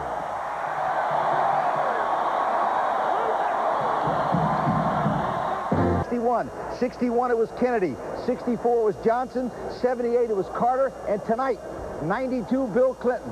Clinton's not in yet. He's in tonight for these Alabama fans, boy, I'll tell you. On the subject of boxing, this is also the site of the no moss fight. Leonard Duran, and by the time this one was over, it was a no moss. A physical whipping up front. Let's take a look at the Alabama running game, because that was a key. Dennis Erickson's worst scenario, Alabama could run, his team could not run. He told us that before the game, and this is what turned out to be reality here. Watch the block. Martin Houston, the fullback on the lead block, seals the left side. Lassick will bounce outside. Slips a couple of tackles, gets face mask, gets out of the goal line. There was a bad call and an unsportsmanlike, eventually a field goal on that drive. Now watch Houston once again level a linebacker. This time it's Darren Smith. Lassick slips by him again, makes guys miss, gets down near the goal line. Houston once again will zero in on Smith. The backers from Miami, very quick, but not very big, and they were handled all night by the Alabama blockers. And again, that one of the keys, 107 yards rushing for Lassick in the first half alone, Lee. It seemed like to me that the Alabama offensive linemen and defensive linemen were bigger and stronger and more physical, and they just ran right over the Miami defensive team. We talked about the pressure. Now here's more running from Lassick. Okay, this is the counter trap play with Roosevelt Patterson leading him. The offensive line coach, Jimmy Fuller, deserves a lot of credit. Also, the defensive coordinator, Billy Oliver, who set a sensational game plan of blitzes. There's George Teague, the safety, knocking Toretta down with Eric Curry jumping around there. Meanwhile, Gino Toretta did not have a fantastic game at all, but did not have a terrible game. The pressure of Alabama up front, I think, a factor. It's not going to show up in the stats. They didn't have a lot of sacks, but Lee, they did get to him and force some bad throws. They got a lot of what they call hits and scareums. They came from all angles. I never thought that they would blitz him like the way they did. Keep your eye on Toretta's eyes. The Alabama secondary were playing his eyes all the time. Number 31, Sam Shade, intercepts that one. Now watch Tommy Johnson on his second interception by Toretta. Keep your eye on Toretta's eyes. You notice right there, he's looking at the receiver 100%. So is Tommy Johnson. He comes from nowhere and intercepts the football. Again, 3 interceptions, all based on Toretta's eyes. Watch Toretta look to the receiver. Instead, George Teague, who's playing zone, jumps up in front of him, takes that. All 3 of those touchdowns, either led the interceptions or were by those turnovers. That's a big play, but they were all watching Toretta's eyes and jumping to the ball. And a great story. Talk about unsung heroes in big games. Michael Johnson doesn't even start. Really started the last part of the season because Chris Donnelly got hurt. He strips Lamar Thomas of the ball, makes the key play in the first half. Then he grabs the interception that sets up the touchdown for Bama to go up 20-6. Now, I want to go over to the Superdome now. Tim Brando standing by with a guy who had a big ball game tonight, David Palmer of Bama. Here with David Palmer. David, we had said you were an explosion waiting to happen, and the explosion happened the first time you had an opportunity to catch the ball. Yes, I think I started the team off right on a good note, Then we went down and got a field goal. We should have got 7 out of it, but we fought back and we put some points on the board. We knew we could put some points on the board, and we went out and did. Were you surprised that your offensive line dominated them as much as they did? Well, no, I wasn't surprised. We knew we can do it, so we went out and did. We practice every day just like they do. They put their pants on like we do, and we went out and won this ball game. The trash talk is over. The title is yours. Congratulations. Yes, trash talk is over. It's right there. Congratulations. Thank you. David Palmer. Let's go back to Chris. Tim, thank you. A great evening for that guy. That's such a disappointing season. The off-the-field problems, the arrest for drunk driving, but it all is a race tonight as David Palmer, again, has a very, very big bowl game. Lee, let's talk about Palmer's punt return, which really set the tone. Bedlam in the Superdome after that punt return. What happens on Palmer, you'll notice he's got great acceleration on the ball. He gets the punt return, and he takes off, and he uses his speed and gets to right here. Watch. Boom. He goes into second gear, makes a nice little movement to the left, and that, ladies and gentlemen, that sent the tempo because everything was kind of quiet then, and boy, that gave Alabama a lot of pride. We thought that the specialists might make a difference. The kick returners, Kevin Williams from Miami, David Palmer for Alabama, the X-factors, and what we thought was a pretty even matchup defensively. Palmer drew first blood there, set the tone. Williams did make a big play, but by that time the game was over. Big Edge David. No question about it. What it did is it psychologically gave that Alabama offense, which was suspect, boy, it got a good field position, and they went in and scored. I don't know if Alabama came into this game feeling they were suspect. Miami comes out with the cocky attitude. All of the ex-players were here. They thought they could give Miami a boost. They went into the locker room. Dennis Erickson left before the game. They tried to pump up Miami, talk about the dynasty, but Alabama just played a very poised, composed game from the outset. Well, it looked like to me that one group of guys had something, and the other group wanted it more, then the guys wanted to keep it. That, to me, looked like the whole thing. Boy, that Alabama just went out and took the game and the title away from Miami. Oh, yeah, absolutely. That was Alabama secondary players against the Miami receivers. It was a mismatch, and we knew that might be a key matchup. Let's go back now to the Dome. Tim Brando with more post-game reaction. Antonio London, congratulations. Your defense was always changing. Tell me about the defense. It was great. We had a great game plan for the Miami offense. They talked a lot of noise all week long. I believe Langham said it best. They was talking a lot of trash, and they couldn't carry. Congratulations. Thank you. Number one, baby. All right, Lee, some final thoughts. Yeah. The king is dead. There's a new king in college football. It's Alabama. Last year, a couple of years ago, I said Alabama's football team looked like a high school team. Today, they look better than anything in the National Football League. Roll Tide. Stallings said his team might be a year away in the first day of 1993. He was right. He has a championship. They're still a very young team. All right, from all of us here in New Orleans. We need as a whole, but we got a great secondary, and we played a lot of man-to-man. Thomas was talking a lot of noise about us playing man. We played it man. Inside. We owned him. Sam Shade, a running back at Winona High in Birmingham, of course, converted to a defensive back, part of the #1 defense in America. The final, once again, we can't rub it in enough. 34-13, the Crimson Tide over the #1 Miami. I shouldn't say #1. Alabama is #1 as of right now. As I mentioned, Mike Grada, Mike McMacken, yours truly, off into the locker room about 20 minutes from now after some news segments. We're going to be back with the entire highlight package, more comments, analysis, and more. Right now, let's bring in Brenda Ladon. I'll tell you, if there's somebody that was losing her breath tonight over this scene, it was Brenda. Unbelievable. It was an incredible game, and Rick, an incredible way to start the new year. I'll tell you, if you asked any Alabama fan here tonight, they would tell you it was worth every penny to get to this game in the Dome tonight. In fact, the ticket to get in here was the hottest one in New Orleans tonight. I met a lot of people outside the Dome tonight. We saw plenty of Alabama fans just begging for tickets. In fact, a lot of Alabama fans who were willing to pay any price, even work for tickets. But several tonight got lucky. Are you going to pay $100 for this ticket? Well, we're going to split it, but yes, right now. I'm sorry. 80. No, sorry. We're buying them. Trying to buy some. If you know of anybody that's got one, send them our way. 80. Oh, thank you, son. It's only 80. I said that was 80. Okay. Mom, look at this. And we're still looking for one more. We're still looking for one more. And I just got offered a double of it, 120. Should I sell it? We'll have to wait and see. We'll I don't see know. in a minute. After we see if we can find one for me now. They're here to be bought. One of our friends bought one for $30. They also bought one for $300. So you feel confident you're going to get a ticket? They're here. There are Miami fans with 50 tickets in their hands wanting to sell them. So they're here. And how did they get them? From people like me who bought them through a travel agency who never got their tickets. That's where that guy got his 50 tickets. So how does that make you feel? It's wrong. I came from Los Angeles. We were supposed to have tickets, and now they're not here. So it's wrong. Did you find a ticket for us? Yes. Find one? Okay. Congratulations, you got your ticket. Where'd you get it from? From a Miami fan. You just found some tickets. Right now, just 5 minutes ago. How long have you been looking for them? All day. Really, we've been probably for the last 3 or 4 hours really looking very hard, but I don't want to say how much I paid my wife, maybe kind of watching right now. Now, that was certainly one investment that paid off for a lot of Alabama fans tonight. Now, I'm sure that a lot of Alabama fans at home are familiar with sports artist Daniel Moore. Daniel, come on in here. He's captured a lot of great Alabama moments on canvas this year and in years past. And tonight, I understand, you were on the sidelines and you got dumped on. What happened? That's what you get standing too close to the coach, Brenda. I got dumped on and about got killed in there, but I think I got some good shots. I can see your sweater is still pretty wet there.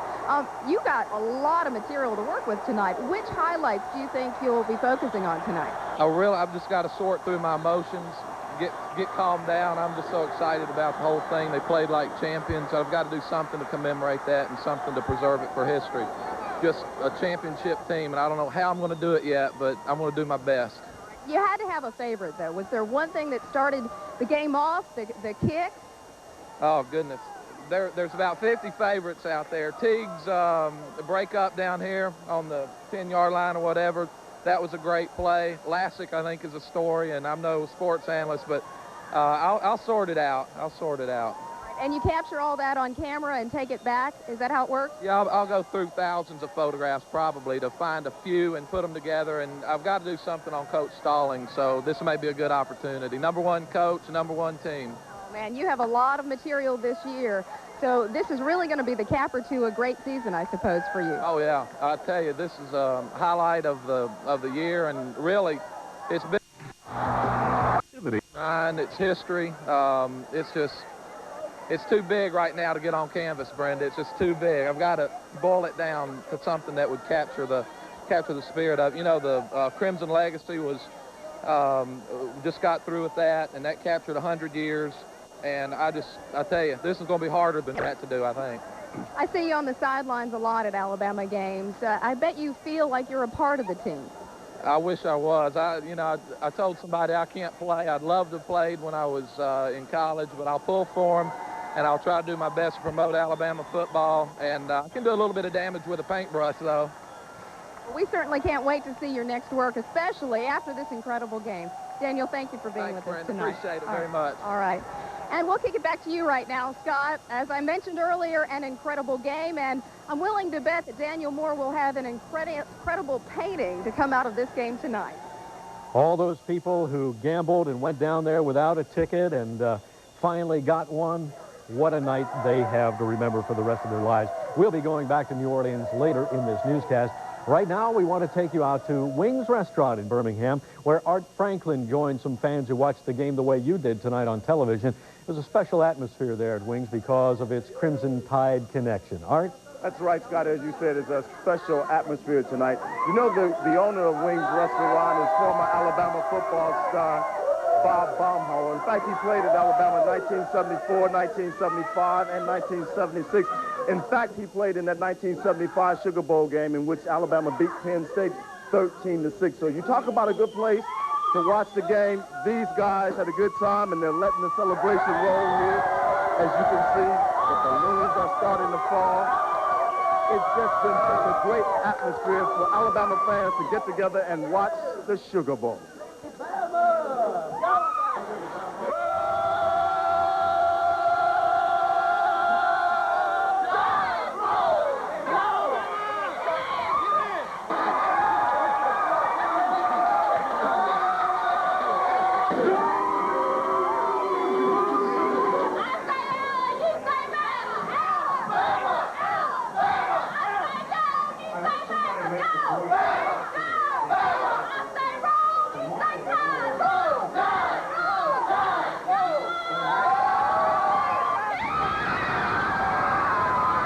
In this game, this one by Ryan McNeil at the Canes 23, and the first quarter ended 3-3. Bama climbs back on top 4 minutes into period 2. This a 23-yard field goal by Pelham's Michael Proctor makes it 6-3. Then midway through the period, we notice Sam Shade picks off this one. A Toretta aerial gone sour, Shade's off to the races all the way to the Miami 28-yard line. A few plays later, Sherman Williams piles in from 2 yards out.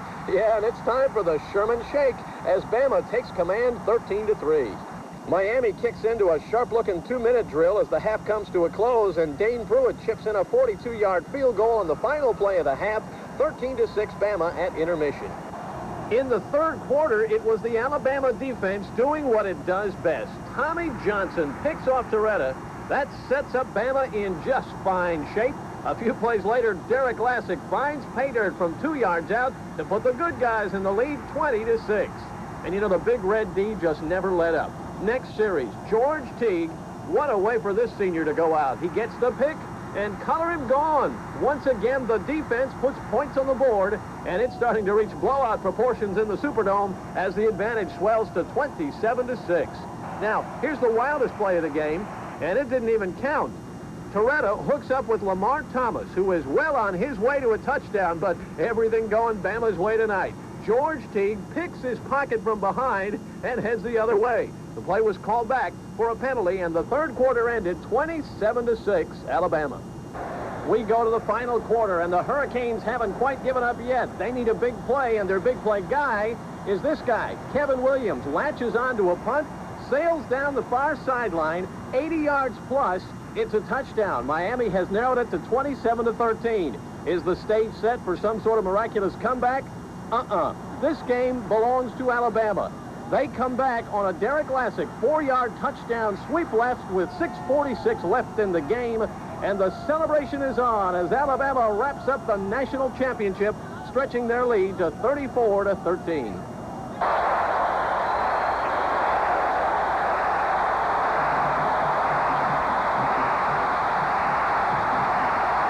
Man, I just don't feel any better than that. I tell you, we're not the best in the SEC no more. We're the best in the land.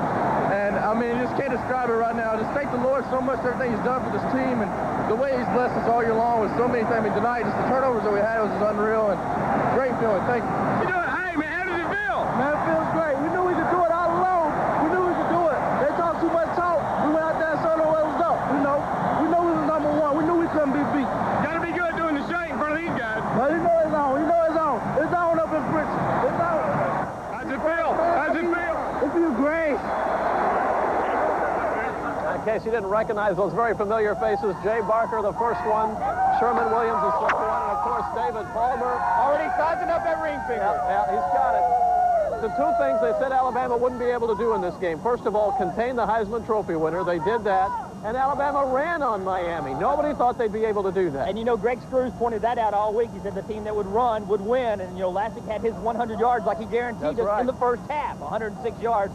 Alabama was able to run the football. They were able to win. I think the key, though, was taking Toretta out of the football game right in the third quarter. The crowd. Don't underestimate the importance of the Alabama crowd in this football game. Unbelievable atmosphere. You know, Toretta couldn't hear. They used all their time outs up in the first half because of the crowd. So if you're sitting at home and you had a friend who was at the game and you're a big Alabama fan, when they get back to Birmingham or the surrounding areas, pat them on the back because they were the 12th man here in New Orleans. Now, we are going to have more post-game reaction from the Alabama side of things a little bit later on in the show. And Will Jackson's going to bring you up to date on all of the New Year's Day action as the Battle of New Orleans continues live from outside the Superdome in the downtown NO. Stay with us. The Battle of New Orleans is coming right back.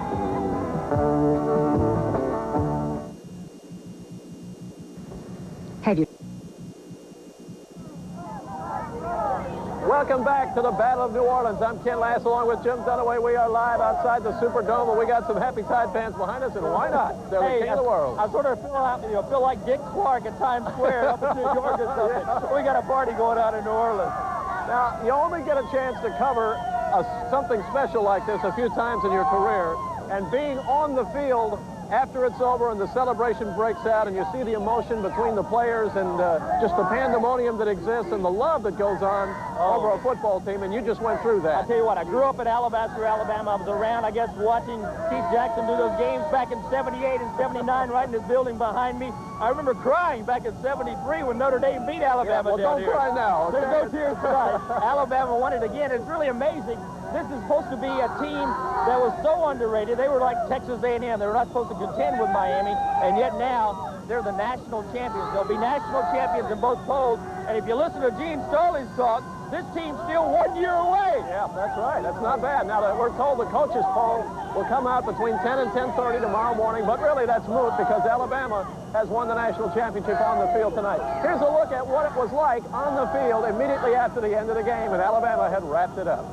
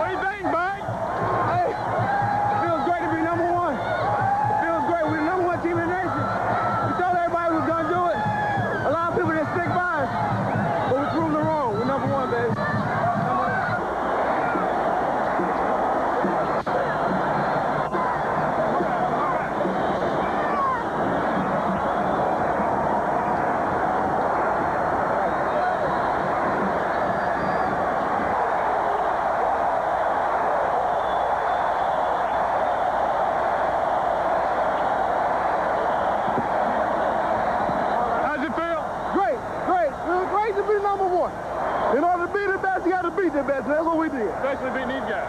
Yeah. How'd you feel? And there, number 94, John Copeland, and number 80, Eric Curry, almost certainly headed for a first-round draft selection in the NFL draft coming up in the spring, but it's going to be a little while before they think about that. They've got some major league celebrating to do after winning the national championship 34-13 over Miami tonight. Now, it's not only been a historic day for Alabama's football team, it's been a great day for the entire SEC. Of course, the whole lineup of New Year's Day bowl games unfolding today, and 2 other SEC teams were also victorious. We're going to go back to William Action Jackson back in the studios in Birmingham to bring us up to date on what's been happening today. Will, take it away. Okay, Ken, I'll take it away gladly, but I'll tell you what, though, while I was watching the Bama game, I almost didn't come in and do the 10 o'clock show. We're having so much fun. You guys bring back some good stuff, as I know you will. As you alluded to, the SEC has done particularly well this year and on this particular day as they get it going with the Hall of Fame Bowl. It is Tennessee in a big, big win over Boston College. Former, the new coach, looking for him to get it going. Watch it, Schuler will take it deep.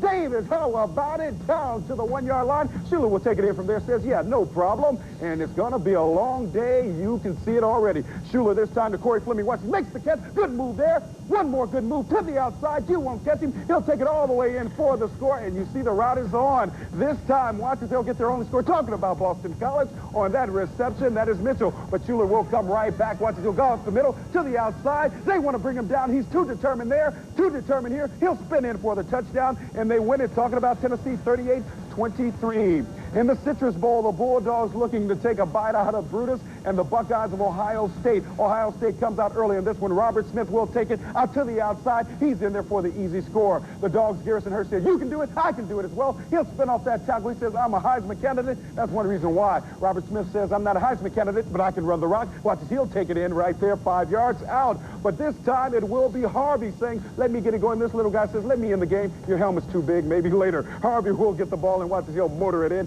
just like that. Pounded in is more like it. Now down 21-14, Ohio State will need to come up with a big play. Will they be able to do it? Oh, tempers are on edge, you could say. Is the coach wanting to see something good? You can believe it. But watch as Mike Jones picks it off for Georgia right there. The Dogs hold on to win it. 21-14 is the final count in this ball game for you there. In Cotton Bowl, number 4, Texas A&M versus Notre Dame. Rick Meyer will get it going to Dawson. Dawson will split the seam up the middle. Will he go all the way down to the 20, 15, 10, 5? Touchdown, Notre Dame. This time, Meyer says, George Bettis, you want some stuff. Jerome Bettis says, yeah, give it to me. Boom, he'll make the grab right there, 26-yard score. Bettis in close this time. One more score. You couldn't be denied today. The Aggies' only point of the day will come on this field goal. So their only points, not much. This time, Bettis says, give it to me again. He'll score it in for the... His wife even described it as relaxed. How did you feel going into this one? You know, this is the best feeling I've had all year. I worried about every game we played, but this game I didn't worry at all. It's something about it that I felt like we were going to win the ball game.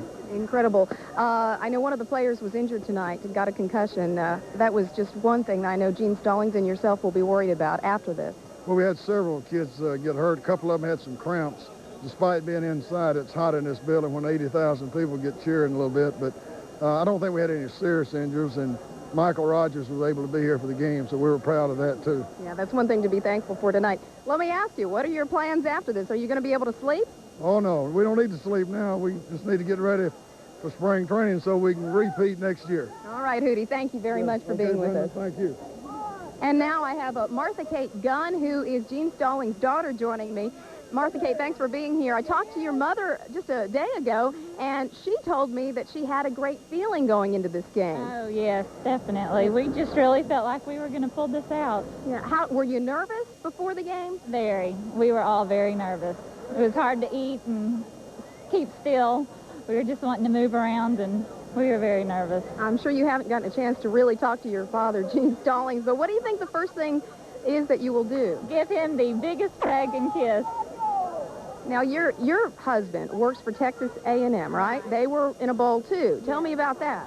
Well, they lost, and it was sad because I had 2 teams to pull for this year, and I was disappointed that his team lost, but he flew in as soon as that game was over, and he made this game tonight, and I'm so glad. So he can help you celebrate. That's right. All right. Well, some good news for the good news for the family tonight, and give your mother my regards. Okay. All right. Thanks, Martha Kate.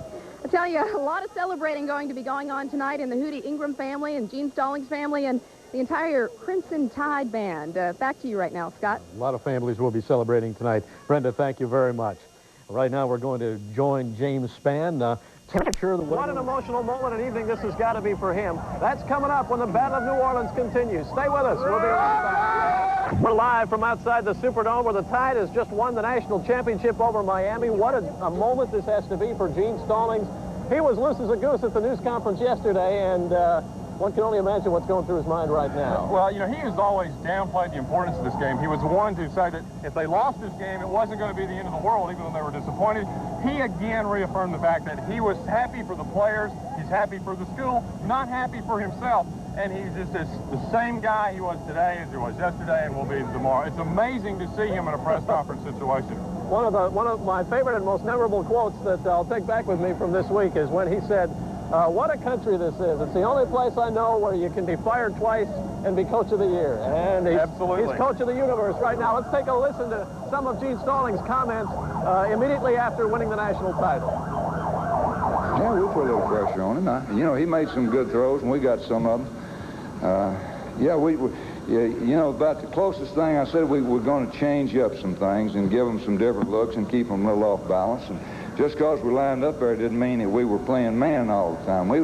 Part of that time we were playing zone. We were dropping linebackers out, and then we'd blitz part of the time.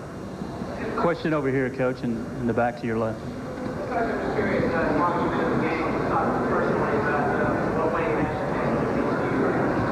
Well, obviously, you know, that's, I'm extremely pleased, but the older you get, you know, the older people can, I'm really more pleased for the players and my staff than I am for me. I'm satisfied, obviously. But, you know, it's the joy we get out of coaching is to see the players, you know, go out and work what they're trying to do and then have some success on the weekend. So I'm really pleased for our players and our staff. Miami hasn't lost a game in 2 years. They haven't been behind by 10 points in more than 2 years. Talk about just the magnitude of what you did against that. Well, sometimes that's a disadvantage. You know, you can be up and you can be ahead and you don't get behind. And you know, everybody that plays Miami plays them extremely tough. I mean, they were the favorites going into it. And sometimes that's hard. I thought Miami performed well. I thought they made some good plays on both sides of the ball. I thought they were well prepared. It's just that when... You know, one of the things I love about Coach Stallings is he's the same guy, you know, in defeat and in the bad times. And I can't help but remember 3 years ago when he lost his first 3 games, and some reporter in the back of the room who bore a strange resemblance to me said, "So, Coach, is the honeymoon over?" You know? Yeah, but he has certainly made up for that. Last night we were joking around, talking about picks, about somebody has to pick Miami just to spread it out a little bit. Right. But one thing I did predict was the team that will run will win. At the half, Miami had 6 yards. Derek Lassick was over 100 at that point. The team that was going to win was going to win, and that was something that Gene Stallings has been saying his whole life, and certainly this week. Jim Dunaway and I made some great points at the beginning of the show. The 2 things they said they couldn't do was stop Gino Torretta. They stopped him. They said they couldn't run on Miami. They ran on Miami. So they deserve to be where they are. And it was absolutely amazing what Torretta tonight. He had this jinx that Heisman winners have in bowl games is unreal. If I were a #1 team with a quarterback that was a Heisman candidate, I have a letter writing campaign, don't pick my guy. Whatever you do, don't pick my guy. He's got the heck going.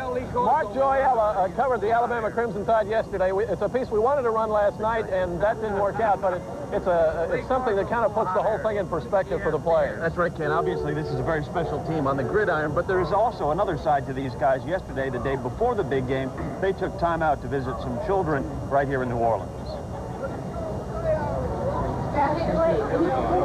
The day before the Sugar Bowl, Tide players take time out to visit some Louisiana kids who won't be going to the game. Hey, sport. Is it Aaron? Yeah. Aaron, how you doing, Aaron? Caught your little Cabbage Patch doll here. The players pass out dolls to patients at New Orleans Children's Hospital. Y'all's life. That's pretty little thing. You'll get excited. Hey, what you got here? Some children appreciate the doll more than the players, but others just want to shake hands with their heroes. Hey, man. I enjoy being around the kids, you know, and seeing them smile.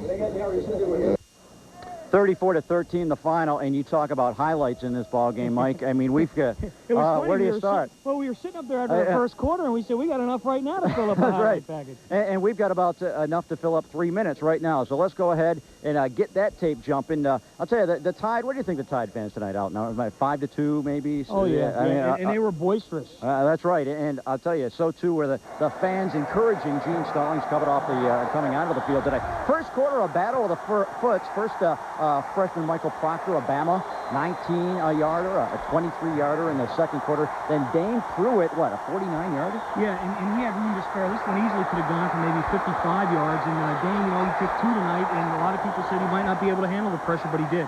Jay Barker not throwing the ball too often tonight, but when he did, well, he had occasional luck. He's intercepted by Casey Greer right there through 2 INTs in the first half. But why pass when you can run? Derek Lassick, the man. In fact, Alabama only had 18 yards passing, but on the ground, 267 yards, and Derek Lassick was a man, 28 carries, 135 yards. Unbelievable. You saw him spin the ball there. Unfortunately, they called it an unsportsmanlike penalty. They brought it back 15 yards. It eventually caused it. You think Gene was hot. Gene is so intense, and he seems like such a mild-mannered guy when you interview him, but he is really intense when it comes to game time. Now for that Alabama defense. Toretta, the Heisman Trophy winner, picked off by Sam Shade out of Winona. A 33-yard return. And that paves the way for the Sherman Shake. I tell you, they were really putting those running backs into them. Yeah, they really, Lassick needed to get spelled, and he's had some, it seems like Derek does all the work to get down there. Then they put in Sherman, because I guess Gene likes it. Gene says he doesn't like to see Sherman shake, but he puts him in there, lets him score, and then he watches him shake.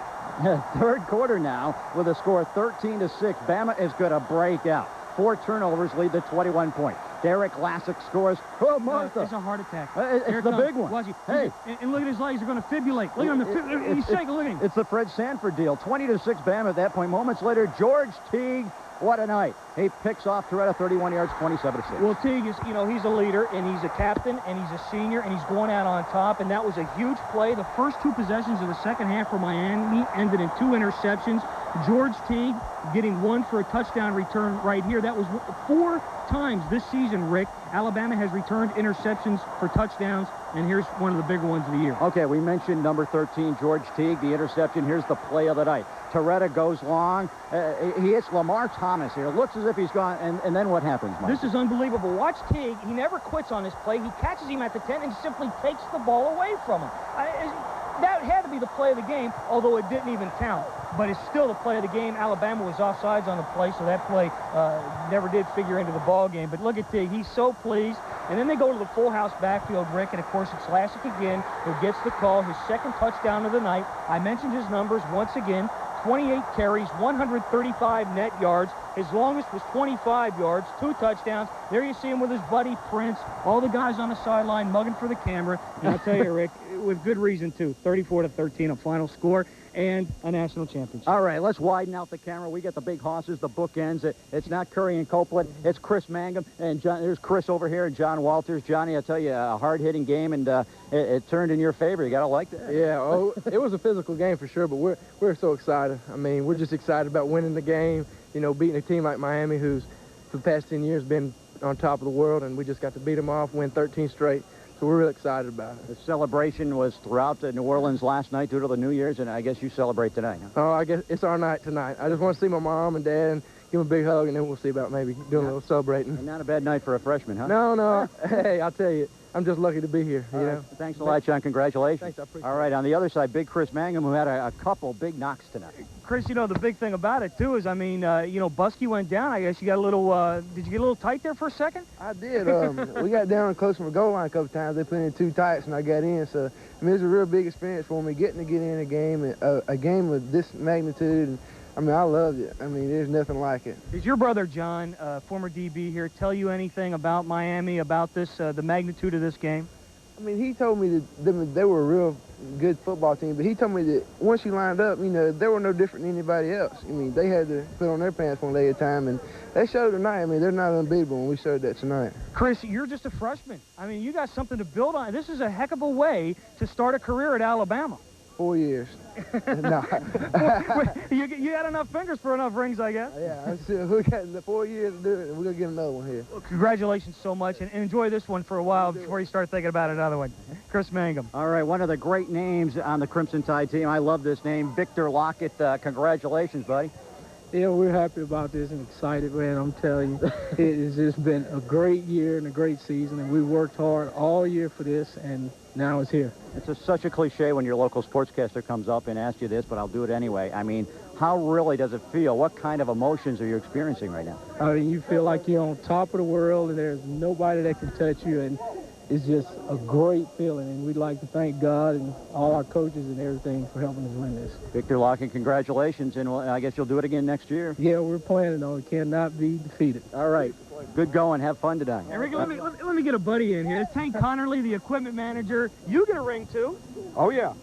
I'll size them, I get one. That's right. You know, guys behind the scenes, you know, the players are out there playing, but the guys behind it, this has got to be a thrill for you knowing these guys as well as you know them. Well, it is, and it's more fun for us than the players because, you know, we get to come over early and leave late and do all that.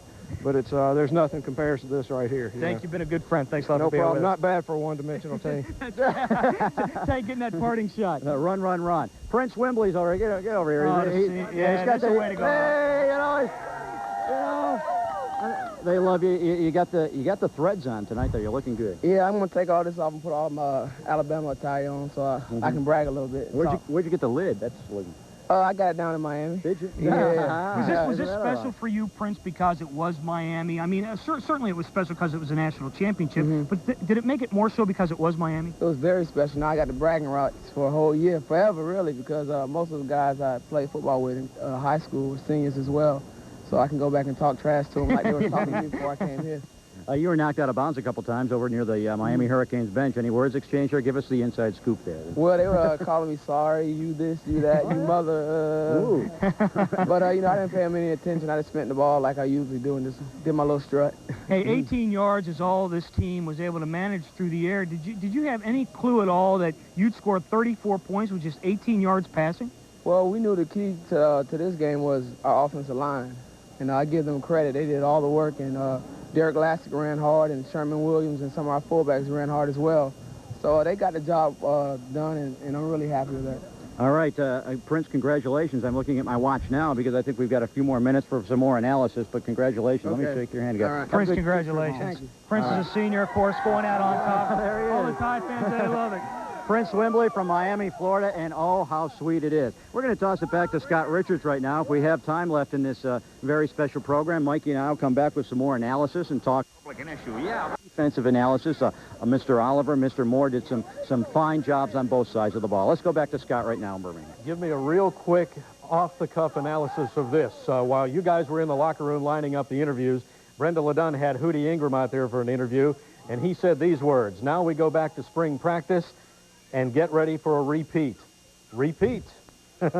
you know, Coach Stalling said that about a half hour ago. He said he needs a good recruiting year, and if any team is going to do it, 78, 79, it's the Alabama Crimson Tide. You know, there are some needs to fill, despite the fact that they gained over 260 yards on the ground tonight. Lassick's leaving. I know you got Sherman, you got Chris Anderson, but Houston's going too. You got Lynch, but you'd like to have some more depth. So Gene, he's not going to take too much time off. He's got a little health problem he's got to take care of, but more on that a little later. But Gene's going to hit the recruiting trail hard because he's got some needs he wants to fill. That health problem is nothing serious. It is elective, and it's okay. On the other side of the ball, they're also losing Copeland and Curry, too. So that's a whole nother ball of wax. I think Teague is senior now, too, and so they're losing a number of people there. All right, let's toss it back to Scott Richards now, and we'll come back in just a few minutes. Guys, thank you very much. We'll rejoin you. Of course, there is some celebrating going on all over Alabama tonight among the fans.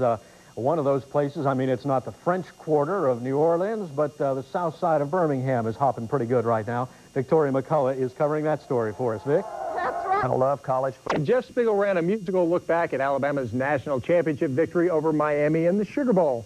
Today, we've been flooded with calls to the 31 Sports office to show it again. So for those of you who may not have seen it the first time or just wanted to see it again, here it is.